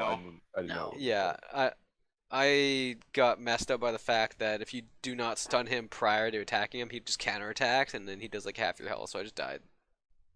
I think for me, what was really rude is because like I'm obviously like, okay, I'm gonna fight Leon now. Like, let's go.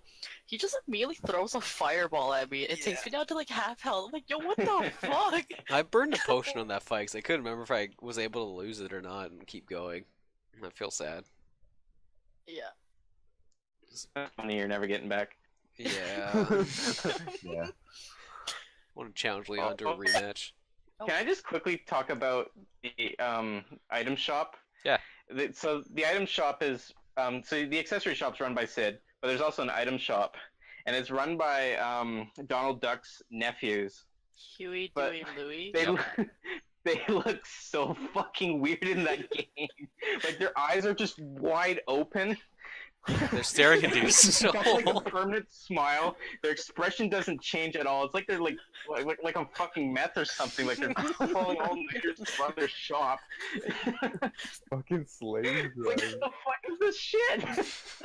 I also find it really. I find it And why funny do that you like have 3 kids running a shop?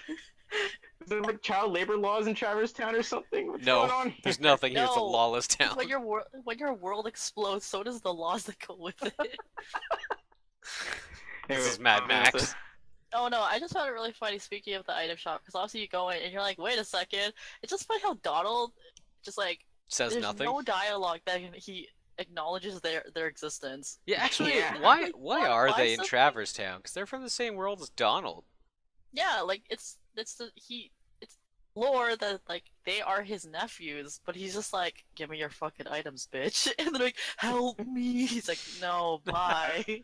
I think one of them says something like, "Sorry, Uncle, no discount." Like that's Feels apparently bad. the only dialogue that they acknowledge. Yeah. Not like, why are you here? What happened to your world? Like, I could take you back to the castle. Like nothing. They're just like, you're on your own. I think after that encounter of like the whole no discounts uncle, I'm pretty sure Donald was like, you know what? I'm gonna take this anger out on Sora and never cure him for the rest of the fucking game. It Yeah. all makes sense now. Well, he's just gonna kill himself. Like that's all he does. I mean, like, Some yes, people he does help with his magic, but my god, He's so fucking squishy. squishy. I spend most of the game with Donald dead. Yeah. Honestly. It also doesn't help that he automatically starts at a lower level. Yeah, it's really nice that Yeah. you don't have to like use Phoenix Downs or something to res people because Donald's always dead. Yeah, it's just like the fact that a lot of times, especially in Proud Mode, because they get freaking like the AI in Kingdom Hearts 1 is pretty bad. It's bad. So the fact they get like hit and they just die instantly, so obviously they have to fix that by if you just wait long enough, they'll just come back to life, and then get hit again, and then go back down. Yeah, they don't Yeah, come back honestly- to life with full HP either, so they just die. It's like a tie between Halo driving AI and fucking Donald and Goofy for like worst AI I've ever seen in a video game. Like fucking oh god damn it. I'm so used to the sound Donald makes when he dies though. He's just like that should be like my ringtone or something. Reminds me of the It's Oh, constant pain. man. Great noise. Oh, you should like make that like the sound bite for this podcast. I could try it. I could try. Yeah, please edit in. I'll do it. Yeah. But yes. So I guess going back onto the whole like after Leon beats her ass and you just pass out. So I guess after that you just wake up in like a hotel. Yeah, and Sora, like, cause got knocked on the head or something, thinks that Yuffie, who was talking to him, is Kairi. Like he's just completely visual hallucination right now, and auditory as well. So he's got like a concussion or something. Yeah, but he's still cool to fight, man. Thanks, Leon. Yeah, thanks, Leon. But Leon and Yuffie are explaining the nature of the Heartless and how they chase whoever has the Keyblade. And they had to take the Keyblade away from Sora in order to confuse their tracking, even though the Keyblade is in the exact same room about 5 feet away from Sora.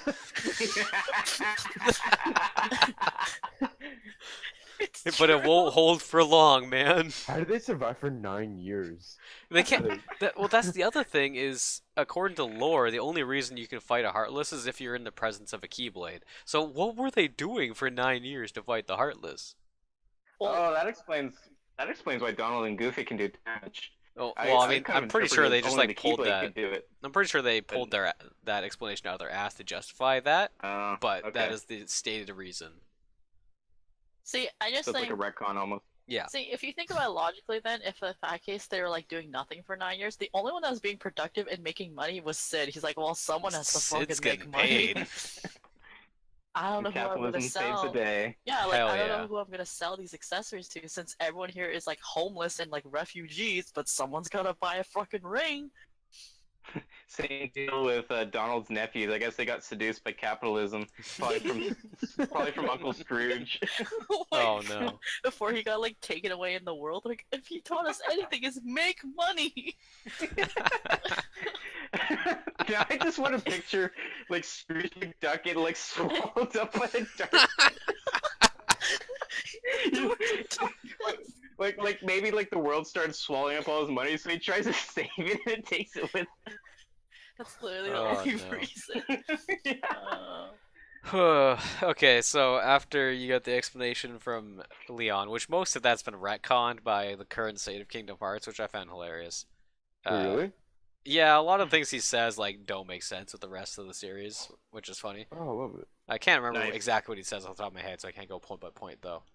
But after that, you go to the third district because you still need. Well, I forget why. Why did he go to third district again? Oh, because they're saying like the Heartless started appearing again, and then they're like, "Oh, the Oh, source right, of yeah. it is in the third district." So Like, let's go, Sora. which doesn't make any sense, mind you, after you kill the Night Guard, because they're still Heartless. Yeah, there's still in the super district. Heartless. So, what the fuck?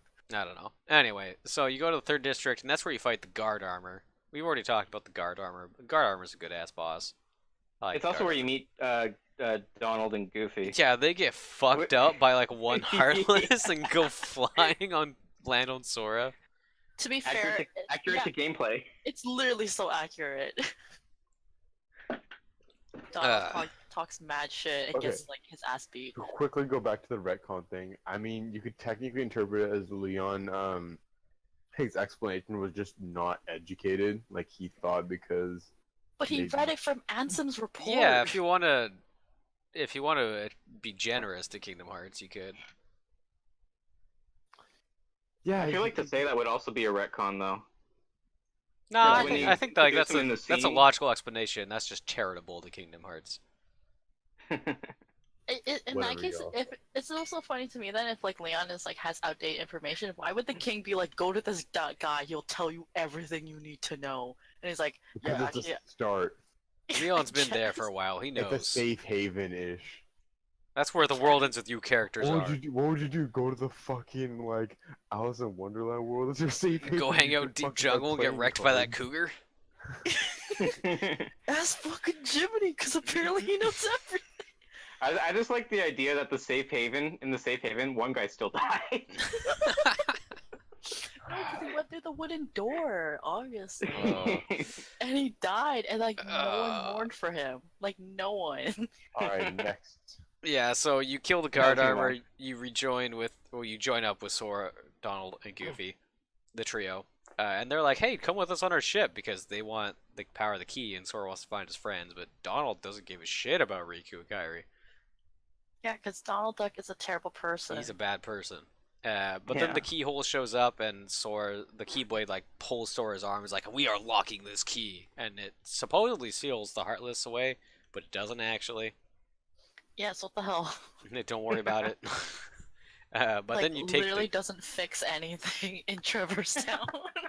Yeah, Traverse Town's still screwed, which is like the hilarious. fact that again we're gonna do Traverse Town 2, and the fact we have to fight another boss.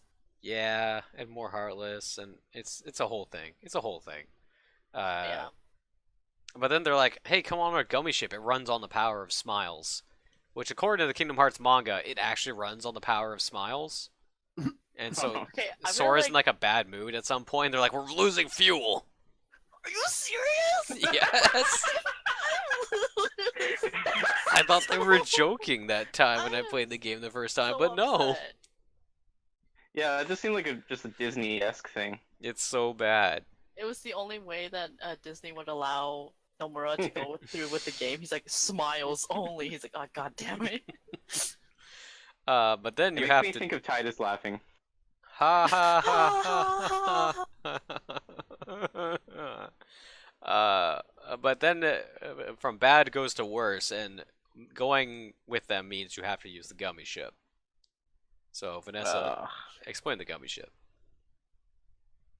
The gummy ship system is this really stupid and arbitrary, like, space adventure, greediest kind of fucking thing. Yeah, it's a shoot 'em But- up.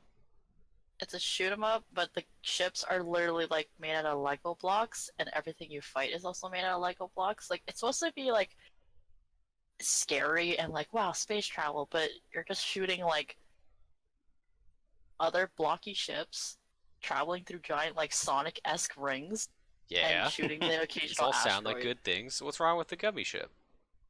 Everything. The gummy ship's fucking awful. The gummy ship missions are terrible. They're really bad. Like there's some maps you go through where the rings are like rotating to make it be like, oh, you have to maneuver, but literally you don't move. You could just stay in the center and do nothing, You and literally you'll get never through the have rings to just move. fine. So their entire attempts to make like space travel seem exciting and cool is just tedious and boring, And the just missions are mostly so tedious. long. I mean, it's like it's homage to Star Fox, but in a poor way. But In a it's really so bad way. bad. And then there's like the gummy ship, like you can customize your ships and like build your own like gummy ship and all that stuff. But like, let's be real, none of us is gonna touch that. I did am. because I I am. I'm gonna deleted. make it a penis. I I attached cannon onto everything, like Okay. including like the fucking wings and like the engine. and See, I what I literally just did- put guns on everything. Okay, I literally only went to the gummy ship editor just to change the name of our ship, which is Highwind, because we lost the race, just to change it to the Fister, Ooh. just like I No. won. Ooh, I'm gonna rename mine. I deleted every part off my gummy ship except for the cockpit, a gun, and the thrusters because it makes you go faster. That's Oh really? Yeah, Huh. I'm sure. I wanted the gummy missions to be over sooner. That's really smart. But Learned it That from Man, the speedrun. I'm so shook by the gummy ship. Like, fuck. For starters, it just looks like ass. Like it's like the It's like the so. fucking- It's a PS1 model in a PS2 game. base is Also- not even PS1. It's like early '90s, like fucking 3D polygon shit. Like what the fuck is what's going going on? on? It's at 1 a.m. point where Kobe's like fed up with everything. and the controls are fucking ass too. Like it's like it's impossible to like line up your ship in the right spot. I guess like the camera alignment's off. Like I can't tell you how many times I've actually crashed into a rock and died. I had to restart the whole fucking level. I've never died in a gummy ship. That shit. Because I'm already pissed off fighting the Wonderland boss. I'm out of potions, so I'm just going back to buy more potions and have to do this bullshit level. And I fucking die before I make it to treasure now. It's fucking bullshit.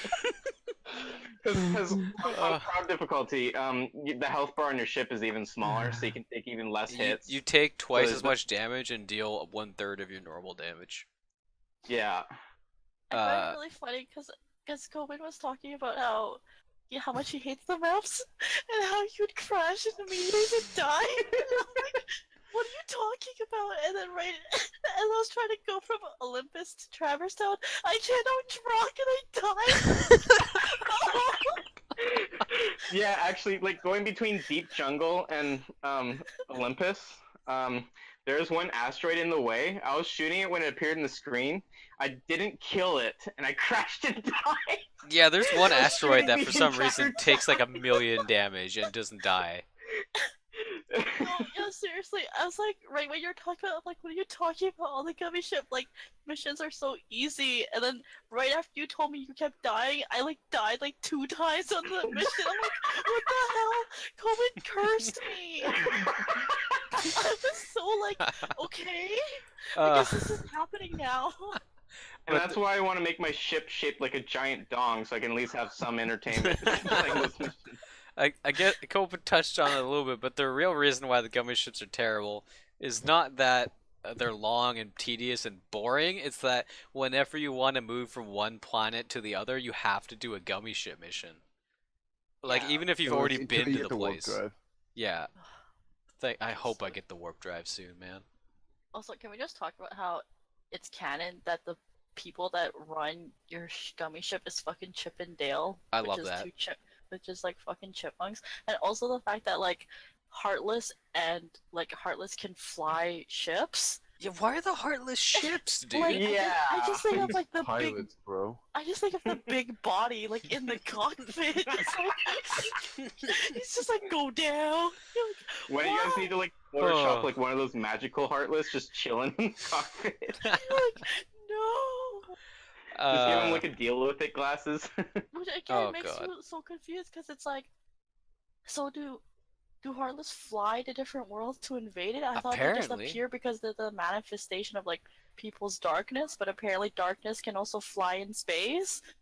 Darkness, yeah, I mean, space is eternal darkness. We all know that. It's just a So void. they, in sense, like have a station to build ships. Yes, I think it's canon that the Heartless are actually sentient. They're all What's the they're all economy like in the mechanical engineers. Heartless? They watch porn. Yes. What's Heartless's penis look like? What They does look it at some- look like? They look at some really fucked up shit because of their darkness. Oh I'm no. pretty sure it's canon that Vor. like Heartless generally don't have an intelligence. Yeah, they're Yeah, they could- stupid. They're like, it's my instinct to fly a fucking gummy ship. This is my purpose. This is what I was born for. Actually. Oh god. Alright. I just remembered something when you brought up Chip and Dale. Also, Gemini Cricket is just randomly chilling with you guys too. Yeah, Yeah. he's He's just randomly there. He's your journalist. He's like sitting on the side as he's like entry number 42. Fucking they got wrecked again. Donald Duck me. got one shot again. What else is new? Donald Duck didn't heal Sora. What a dick. Alright, back on track. What are we talking about next? Okay, next is Wonderland. And Arjun, can you take Wonderland for me? Okay, so basically you start off, well, you're in Wonderland. It's like the typical, like, you're following the White Rabbit. You see Alice. She gets, it starts off with the main hub being in a courtroom. I'm skipping the whole, like, you drink the potion to get smaller and bigger, because let's just be real. Don't give a fuck about that. No one. Um, It's dumb. I got stuck in that room for like 5 minutes because I didn't realize you could push the bed while you were big. oh. Yeah, I had to look that up. Yeah. So But yeah, yeah, skipping you that. So you end up in the courtroom. end up in a courtroom. Basically, Alice is on trial for, okay, let's just pretend that the queen is like literally fucking Hitler, and she's like, oh well, guess what? You're on trial for whatever the fuck I want to put you on trial for, because I'm a dick. So you're trying to gather evidence to free Yeah, Alice. the crime is like attack on the queen's life or something because she's the queen of hearts, irony, and the heartless. What hearts? I guess is the thing there. Yeah. But they're just pinning it on Alice just cause. And then you meet the Cheshire Cat. I've never seen Alice in Wonderland, so I don't know anything about what's happening there. I just know the Cheshire Cat is weird. Oh wow. Yeah. Okay. I guess that would be like really yeah. He It's kind of doesn't weird have how he a has neck. no voice acting. He's Rayman. He's too expensive for the voice actor. But so yeah, you have to gather evidence, which are 4 boxes that you just have to grab, and then you take those, you fight some heartless, do a couple puzzles with platforming, take them back to the queen, and she's like, your evidence is bullshit. Pick 1 box at random out of these 5, and the one, if you haven't found all 4 boxes of evidence, the remaining ones are fake boxes that are going to convict Alice. So there's always a chance that you could convict Alice because there's 5 boxes and only 4 pieces of evidence. But as long as you're halfway lucky, you'll get the heartless. And then she's like, "Yeah, I still don't believe it. Kill him." So it literally doesn't matter what you do. Yeah, it doesn't matter what you do. You have to do this boss fight where they lock Alice up in her jail thing. They lift her up into the sky. She's stuck there. Can't do anything. And then they summon a guard tower with a bunch of card knights. Also, why is the Queen of Hearts commanding cards of different suits? Because she's the queen of the land. What about the other queens? She killed them all. Oh, She united the She killed them all. She united the lands through tyranny. actually, I don't know. Like I card said, Hitler. Let's No, go. actually, like there only is the one queen oh, because there is no other. There's no one else. oh, okay, that makes sense, I guess. But yeah, so you have to do Yeah. this dumb boss fight where you have to like whack a inanimate object like 20,000 times, which is Yeah, great. that boss, that fight, I say in quotations, was like really lackluster. Yeah, it was really bad. I remember being hard when I was a kid, but no, you just kind of like hit the tower a bunch until it dies. Yeah. And then you kill the cards. But then that's kind of like a nothing boss, really. And then big reveal: Alice is gone. She somehow got kidnapped out of that locked cage. It's one of those like locked room mysteries. So you have to go find Alice. But she's long gone, but Sora doesn't know that. So you go on this whole quest through the remaining rooms of Wonderland until you end up back in the room with the big and tall potions and the big and small potions. And there's a boss who he's like this gangly looking heartless thing. He's like a spider heartless, but a candlestick. He's like, well, his name is Trickmaster. It looks like he's like kind of like a weird Jack in the Box, like origami kind of thingy. He's just weird. He Yeah. sure tricked me. Apparently. For 2.5 hours. Like I definitely liked its design. It was really It cool. was a cool boss in visuals, just but too in damn tall. practice, yeah, he was too damn tall.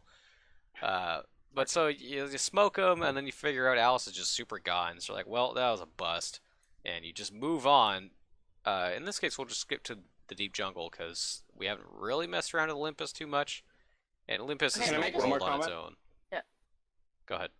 Right at the end, you like lock the Kingdom Hearts through the doorknob's mouth. Oh yeah, there's a Which is an keyhole in interesting every place. world, and then so the ultimate goal is to seal every world. That way, the Heartless don't show up again, and it's safe. But doesn't it kind of seem like the Cheshire Cat was like kind of aware of that and he was trying to get you to do that? Cheshire Cat's pretty shady. Well, Yeah. you guys, I guess. Well, Kyle's never seen Alice in Wonderland, but that's just kind of his character. He just knows everything, but he has like really no reason to tell you anything.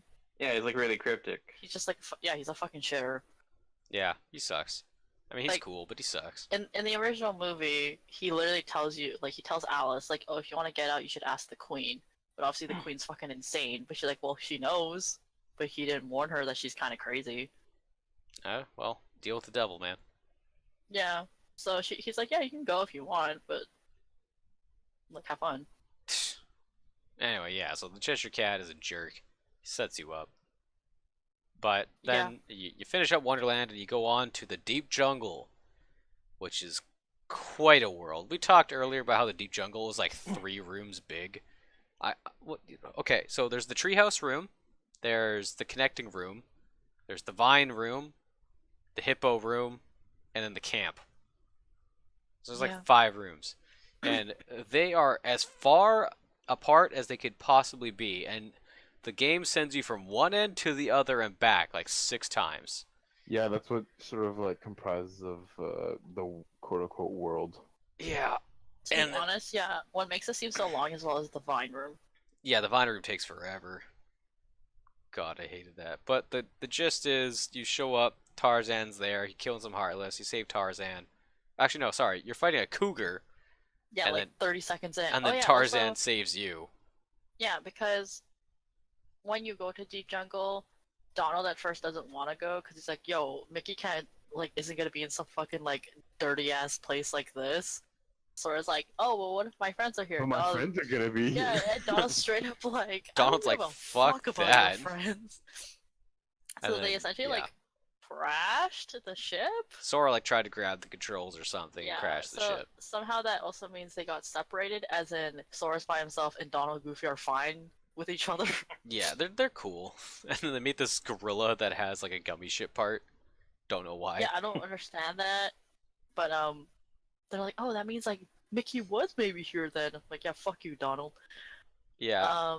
But so yeah, you're fighting this cougar, and it's a boss fight. You kill the cougar eventually, and then this cougar keeps coming back. He's like a random spawn whenever you go into a room, and it like wasn't even hard. It was just more like annoying. Like, really? Can Yeah. you please go away? he gets stunned really easily, but then he just comes at you. Actually, it's leopard. Shut up. Whatever. Anyway, so he just shows up, man. It's like a shark. He's like, "What's up? Jump scare," and I hate him so much. It might be a girl, I don't know, but this cougar It's sucks. got a name. Sabor. I hate the cougar. Sabor. The Sabor leopard. sucks. Sabor's the worst. And this is. Go ahead. Oh no, I'm just saying, like, just it was just like trying to make the world slightly more exciting, but it just really wasn't. It was just an inconvenience. It It's would've just been like the Vine Room. It would have been okay if it was a different world where I didn't have to repeat the same rooms over and over and over. Like, if it had been like Beast's Castle in Kingdom Hearts 2 or something, I would have been way into it because it would have been like a lot of tension and stuff. But in this place, it was pretty benign. It's the only thing that happened in a bunch of static areas that nothing happened in. Although there. Also, did anyone try to figure out like the whole when you're at the camp, like you can examine a bunch of stuff around camp, and it seems to like allude you to do like a kind of like a puzzle or in order to get something. Did anyone even try and do that? Yeah, so Yeah, if you find the I did recipe it. cards, you go to the little desk with all the chemistry equipment and you get like a potion. Yeah. Oh. Yeah, You gotta use like fire magic to light the stove. yeah. But only after the game tells you to, not before. Oh. Because if you try to do it before, nothing happens. It's real dumb. But yeah, so the story is you go to Tarzan. Tarzan's like, I know where your friends are. Ooh, hoo, hoo, hoo, ha. And then friends. And so you follow Tarzan down to where Jane is. Jane looks like she's been on a meth bender for like 3 days. She hasn't slept in a week. Well, she's like a scientist or something, right? She'd like, just be look doing at her science work. It's the face, same dude. thing. I thought she was like a researcher. She just wanted to like research, like record the behaviors of gorillas. She's got like messed up hair and her eyes are like wide open, never blinks, and there's like bags under her eyes, and she's just Okay, I don't she's think gone. anyone in Kingdom Hearts blinks Sometimes. Sometimes they blink. when it's convenient. When they need The to be like, Huey Dewey "Ah." brothers don't. They definitely don't. You're right. Oh, okay. So what happens? She sends you. Oh yeah, she's like, well, if you can figure out what the hell Tarzan's saying, maybe he can tell you where your friends are. It doesn't even do anything. Like, the Doesn't main do point of anything. going to see Jane is because Clayton finds Donald and Goofy. Doesn't fucking kill them, even though they're animals and he's a hunter. He's He, like, hunting straight up rare sees them. animals, and like Yeah, and he's like, Goofy's "I the only weirdest want looking gorillas." dog I've ever seen. I mean, I like how he doesn't even comment that they're talking animals wearing clothes. Yeah, Sora doesn't seem to care either. No, Sora's just like he's like 12. I don't know. He can be whatever. But Clayton's like a functioning adult. Yeah, Who, I mean, again, Sora, I can see because he's been through some real freaky ass shit already. At that point, anything goes. I guess Yeah. you're right. Clayton's just like I've been on this I've been in this damn jungle for like months looking for gorillas, and I just see this like talking duck and a talking dog. They both can like the dog can walk bipedally, but he's like, yeah, come back to camp with me. No Clayton's. worries. Yeah. Yeah. What was I gonna say? Damn it, I forgot. Oh yeah. So Tarzan takes place in Africa, right? Yeah, Yes. Yes. it's where gorillas live. So Yeah. Oh my god. That means Donald visited our planet in like our reality. Yeah. all right, quiet you. Sick. Relatable. That Why means didn't you just annihilate me while I was here? the Heartless are real, man. There's some real fucked up implications if you think about this too hard. Just cast Thundaga on me right now. Okay. I Test mean, me out. again, just think about Kingdom Hearts 3, like, essentially, it's so, like, Kingdom Hearts 3 is, like, some fucking fourth wall breaking shit. But yeah, anyway. Deep Jungle. Oh yeah, because the toy story and Yeah, it's Sora's the toys. video game and all that sort of stuff. Yeah. But But Deep Jungle is okay, because then at that point, you go to the camp and meet Jane, and then Clayton brings her the fucking Donald and Goofy back without even harming them. and And you're at like that all point, you get pissy. the option of you can choose to have your original two, or you can switch out Tarzan with one of them. Yeah, you get this option in every world, but I try to stay with Donald and Goofy when possible because there's Trinities to get, which are like little collectibles. You can only activate them if you have Donald, Goofy, and Sora in your party. So, yeah, I want them with me. Also, they get EXP. Did you guys keep like the Arjun and Coben? Did you guys do the same thing? I swapped out Tarzan. I forgot about the Trinities, but I noticed there seems to be EXP share because Goofy was consistently leveling up with Tarzan. Oh, okay. I did play with Tarzan a little bit. He's a pretty decent heal bot. So Yeah, he that's was the thing worth I it appreciate that. about like switching out for the in-world the world-based character is that they always just have like potions, even though I don't give them any. I'm like sick. You can just take them from them. Yeah, Sick. I take them all. I Did really Shit, I you- should have done that. Like Did you Tarzan, trade- I don't want you to heal. Die. Did you trade out, Arjun? No, I never trade out. I don't like. Hell I yeah. don't know, Join the club. stick with the crew because like Squad. I don't know, goals. like yeah, they're good, but there's just this like shitty like temporary handicap until you get depressed and go back to a world where it's just you, Donald, and Goofy. They're just You might as well temporary keep friends, your man. expectations real fucking low and have them with you. It's like being Come on, the Arjun. son of a I'm walking the military death man. march. Give me something. Okay, so yeah, at this point, after you meet Jane, you just kind of go back and forth between the camp and the treehouse like 4 times, following this gorilla, killing some heartless, trying to find your friends, blah blah Fighting blah the blah, blah. leopard. Fighting the leopard over and over and over, and yeah, you realize that Clayton is a bastard, and so you got to kill Clayton, because Clayton's a meanie. He's trying to kill the gorillas, turns out. I don't know. Yeah, or like he tries to kill the gorillas, and then you're all like, everyone's like, Clayton. Everyone's like, Clayton, why are you killing the gorillas? You said you And then- wouldn't kill the gorillas. And then he leaves the camp and then like disappears, so that everyone's now like, oh no, I'm worried about Clayton. And you're like, but he just tried to kill some gorillas. He's like, I'm worried about him. Yeah, So then you gotta go back and forth again looking for him. yeah, looking for Clayton until eventually, like, let's go over this random spot over here, and then, oh god, Clayton's evil. Yeah, or something like, you have to save gorilla, or you have to meet Kerchak or whatever. And he's like, oh, Oh, I'll yeah. take you there. Tarzan. Kerchak's like, nah, I ain't having any of that.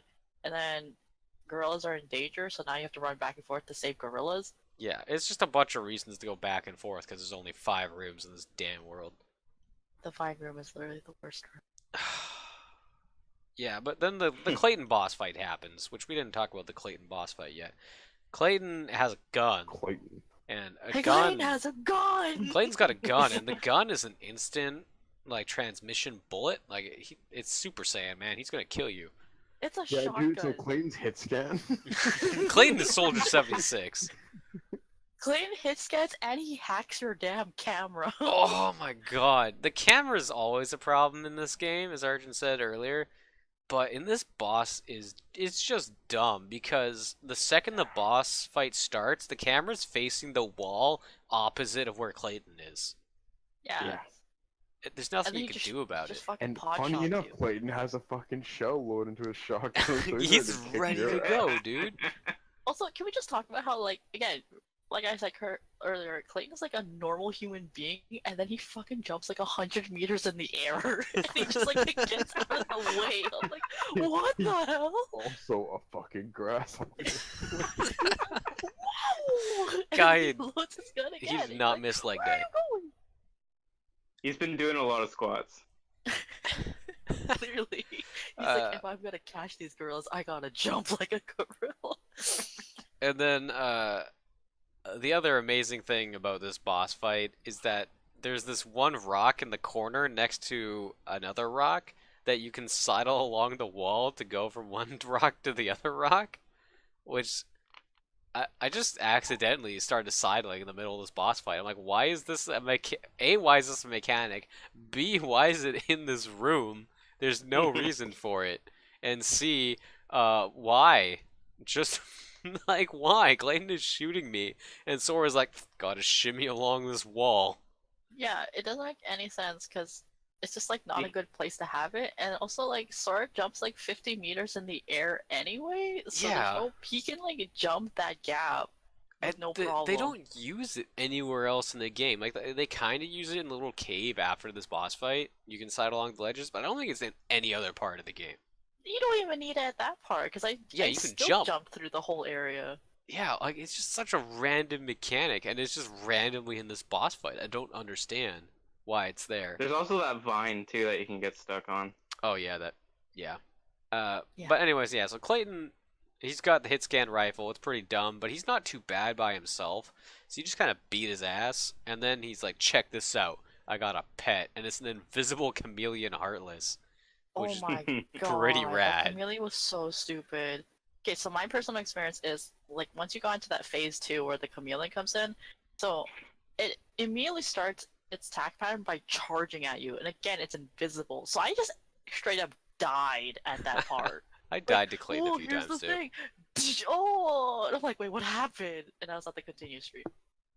Yeah, thank God that you can skip cutscenes in the final mix version. Yeah, just keep in mind, guys, like, just to add, I'm doing this without using a single Oh, continue, yeah. so I'm literally fucking, like, I've had to do this boss like 9 times, and each time I've done it, I've had to load game, go all the way back to the fucking save point in the tent, go climb all the way up, and then go all the way down, just to, like, trigger that fucking cutscene. Hell yeah. And I've done that 9 times over until I finally kicked his ass. That sounds okay. fun. I have this rant. I don't know if you guys experienced this. Just like a little backtracking before the Clayton fight. So before you go to the Clayton fight, you're at this like weird clearing with like a little like rock you can sit Yeah. on, right? Oh, the black guys? The floating black heartless? Yeah, did you guys encounter that? I think he's scripted to Yeah. be there. He was there like every time. I it was don't know. weird for me. I only had him the once, and he like what he does is he does a puzzle. It's just like a like it's a game. You're just Yeah. playing a game with it. It's like the ball in the cup sort of thing. Yeah, like you have to just yeah, figure yeah. out, and then he just gives you stuff. I was so confused, and I'm like, how many times am I Oh. supposed to do this? I think it's I was at 3. critical HP, so if I chose the wrong one, he would have zapped and killed me. Yeah, so actually, was I like, did die to him. Yeah, no, I died here too because I was like, God, I don't want to play this game. I like solved it the first time. I'm like, I don't want to play this game anymore, and I've obviously found out the hard way. If you don't choose an option, he'll just fucking zap you with lightning. Yeah. So I was like, no, no, no! And I died. I did it like twice or 2 or 3 times in a row successfully, and then it became too fast for me to keep up, so I just guessed, and then he killed me. Yeah. So I don't know what you get if you do it all right. sick. Okay, so good to know it wasn't just me because I was really confused. I'm like, I don't remember this at Yeah, no, all. he's and just then there. after that, I like never got it ever again. I'll have to look up what he does after. I just noped out of there and ignored it. Yeah, you can ignore him. Cohen ain't having any of that. But yeah, so back to the Clayton fight. So the camera is bad in the first phase, but in the second phase it also faces the wrong way. It's the exact same Yeah. problem. I don't know why. And so, like, the chameleon charges at you, like Vanessa was saying, and you can't see it because you're facing the wrong fucking way. And so you just get smoked. It's like booty blast time. Come here, bitch. And then you're like, well, I guess I have no HP now. Gotta burn a potion. Oh shit, I'm dead. Because this chameleon has eye lasers. And the eye lasers aren't quite hit scan, but they go like triple of Sora's running speed. Like, easy. And they're And just they like, also come in a little bit. Yeah. Yeah, it's a little BM, especially because It- on top of that, Clayton is also shooting you with a gun. yeah, he's also shooting you while the Yeah. gun was rodeoing this chameleon. If you dodge rolled right away, you could avoid it. It's still, But still, dumb. the camera was BS. Yeah. So can you? This is the part where like I love bringing this part up because we were talking about teching and how it's so cool. Can you tech hit scan? Fuck no. Oh my You could probably block God. it, but the block is Tech garbage. Clayton? No, fuck you. Get shot. Sick.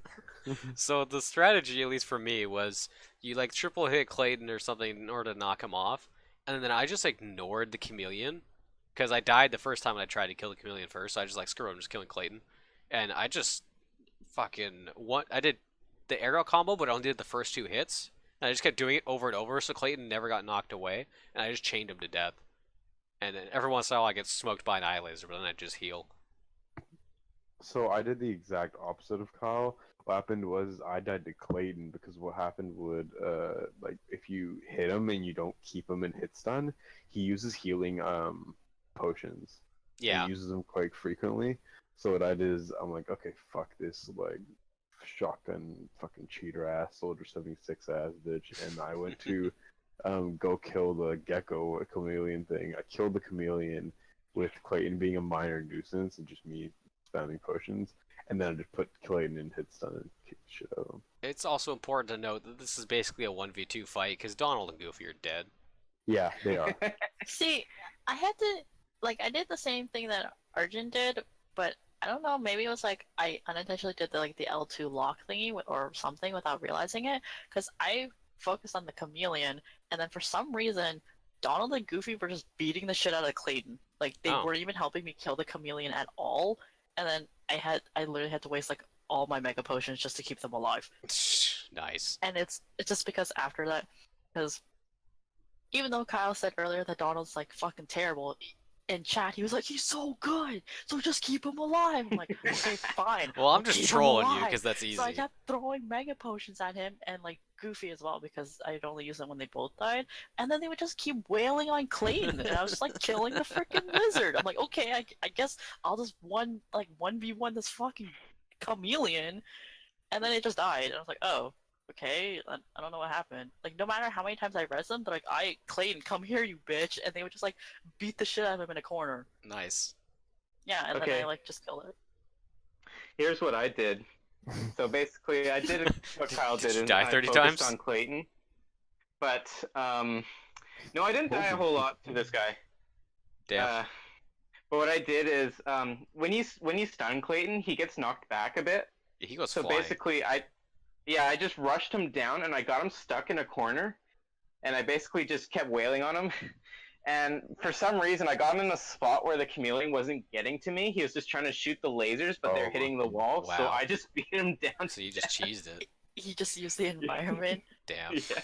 Oh, also, speaking of, like, how weirdly designed that the boss area was, because there's that wall, there's also, like, at the very back corner, like, where the chameleon, like, breaks down the wall, there's just a random area where you can just slide down. Oh yeah, Like, yeah. it's like a route. Because I tried to fight him, like, was it like second, third time after I didn't get fucking one-shotted.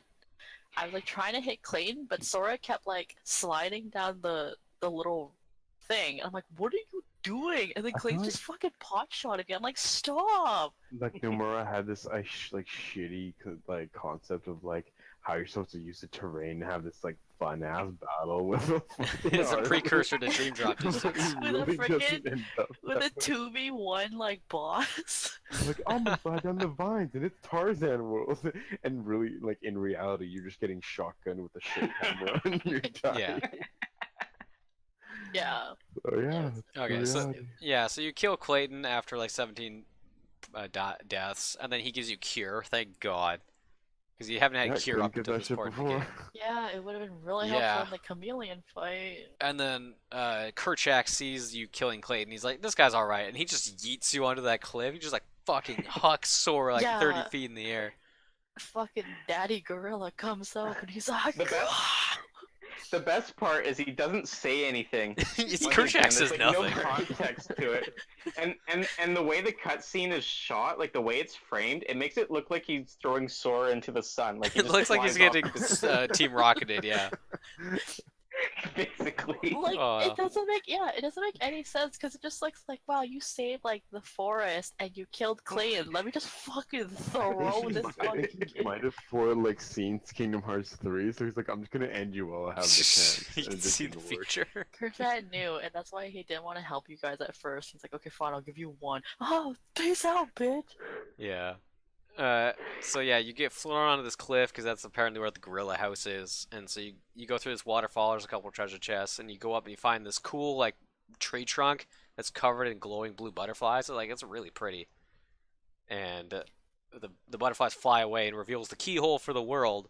And then Tarzan's like, "Friends are in your heart," and then Which is a giant fucking cock. Like, what Yeah. a Yeah, because like bitch. you can tell Sora's let down. He's like, yo, my friends weren't even here.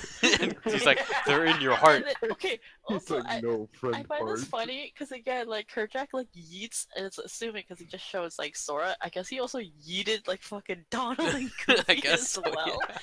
But then right after you see Jane walk in, I'm like, what?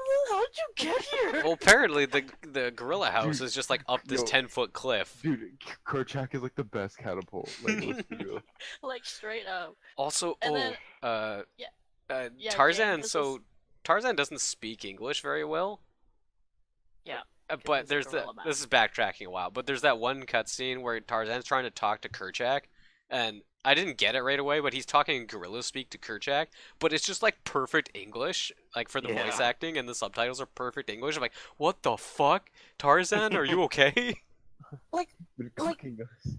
Wouldn't you have thought like it would make more sense if you had Kerchak talk, like respond to him Right? in But that Kerchak scene? says But no, nothing. literally, Kerchak is mute for the whole fucking world. He doesn't say shit. Like, He's a man of Oh, few man. words. so it's literally not even like a gorilla can't talk to you. No, Kerchak just fucking mute. He can't talk. And like even again, like the Tarzan's mom or whatever, and Kerchak's wife, like. It just seems like if no one has seen Tarzan before, they literally think this guy just like is trying to speak gorilla. It's like not working.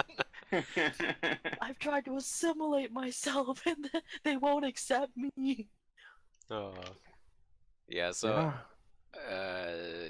Yeah, and then Jane gets some stupid ass shit like, "Oh, I realized this gorilla word means heart Yeah. and friend." And so, Oh, like, what means the heart. fuck does that Like, mean? thanks, Where is Kyrie and bitch.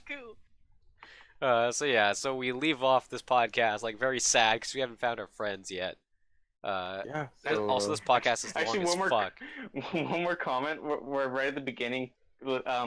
Sora's asking Tarzan where his friends are, and at first he's asking for Donald and Goofy. And Oh, then yeah? he's just like, you know what? Fuck it. We're Oh, yeah. Kyrie and Riku. But yeah, so This this is real shape throwing right there. this podcast is long as fuck. I didn't expect to go for 2 hours. So Oh, wait, we haven't finished talking about. Let's just like I guess quickly cover Olympus. I was like, gonna what say we No. can just leave Olympus Oh, for no. next time. let's leave Olympus. It's been 2 fucking hours. Yeah, it's been 2 Alright. hours. Also, me and Coben haven't really experienced Olympus yet. No, I did. Oh, I you it. did. Well, I did. Just you little. Okay, well, just me, I And guess. that's why I was like, I want to end this. Whatever. Oh no! podcast Also, it's now. been 2 hours. I Alright, thought it would be guys. like an hour and a half at the worst. Okay, so the goal for the next podcast is we're gonna go because you have to go revisit Traverse Town after Deep Jungle. So we're gonna complete Traverse Town 2, and we're gonna go all the way. Let me. Does anyone have the list off the top of my head? It's Traverse Town 2, Halloween Town, Aladdin's World, and then Agro Ball. I think we're also going to check out Atlantica. But Oh, Atlantica is just like a. Wait, no, sorry, not in this game. This game is an actual world. Fuck. Yeah, Oh, fuck. Oh man, I have. Oh, shit. Oh, no. I made a We're mistake. gonna have fun. Well, next podcast will at least be shorter because we're just going to bitch about the world instead of having to like talk about gameplay and stuff. So, yeah, we're going to go from Traverse Town 2 all the way to the end of Halloween Town. So, thanks for sticking with us through this extremely long podcast, everybody. We'll see you all next time, and don't forget to catch my streams where I play through the game so you can at least catch up and see what's going on before we talk about it. So yeah, thanks for sticking with us. Thanks for coming here, my friends. Yeah, anytime. Goodbye. Bye-bye. That took a while. Okay, yeah. Take care, everybody. See ya. Oh, hey, I haven't been recording this entire time.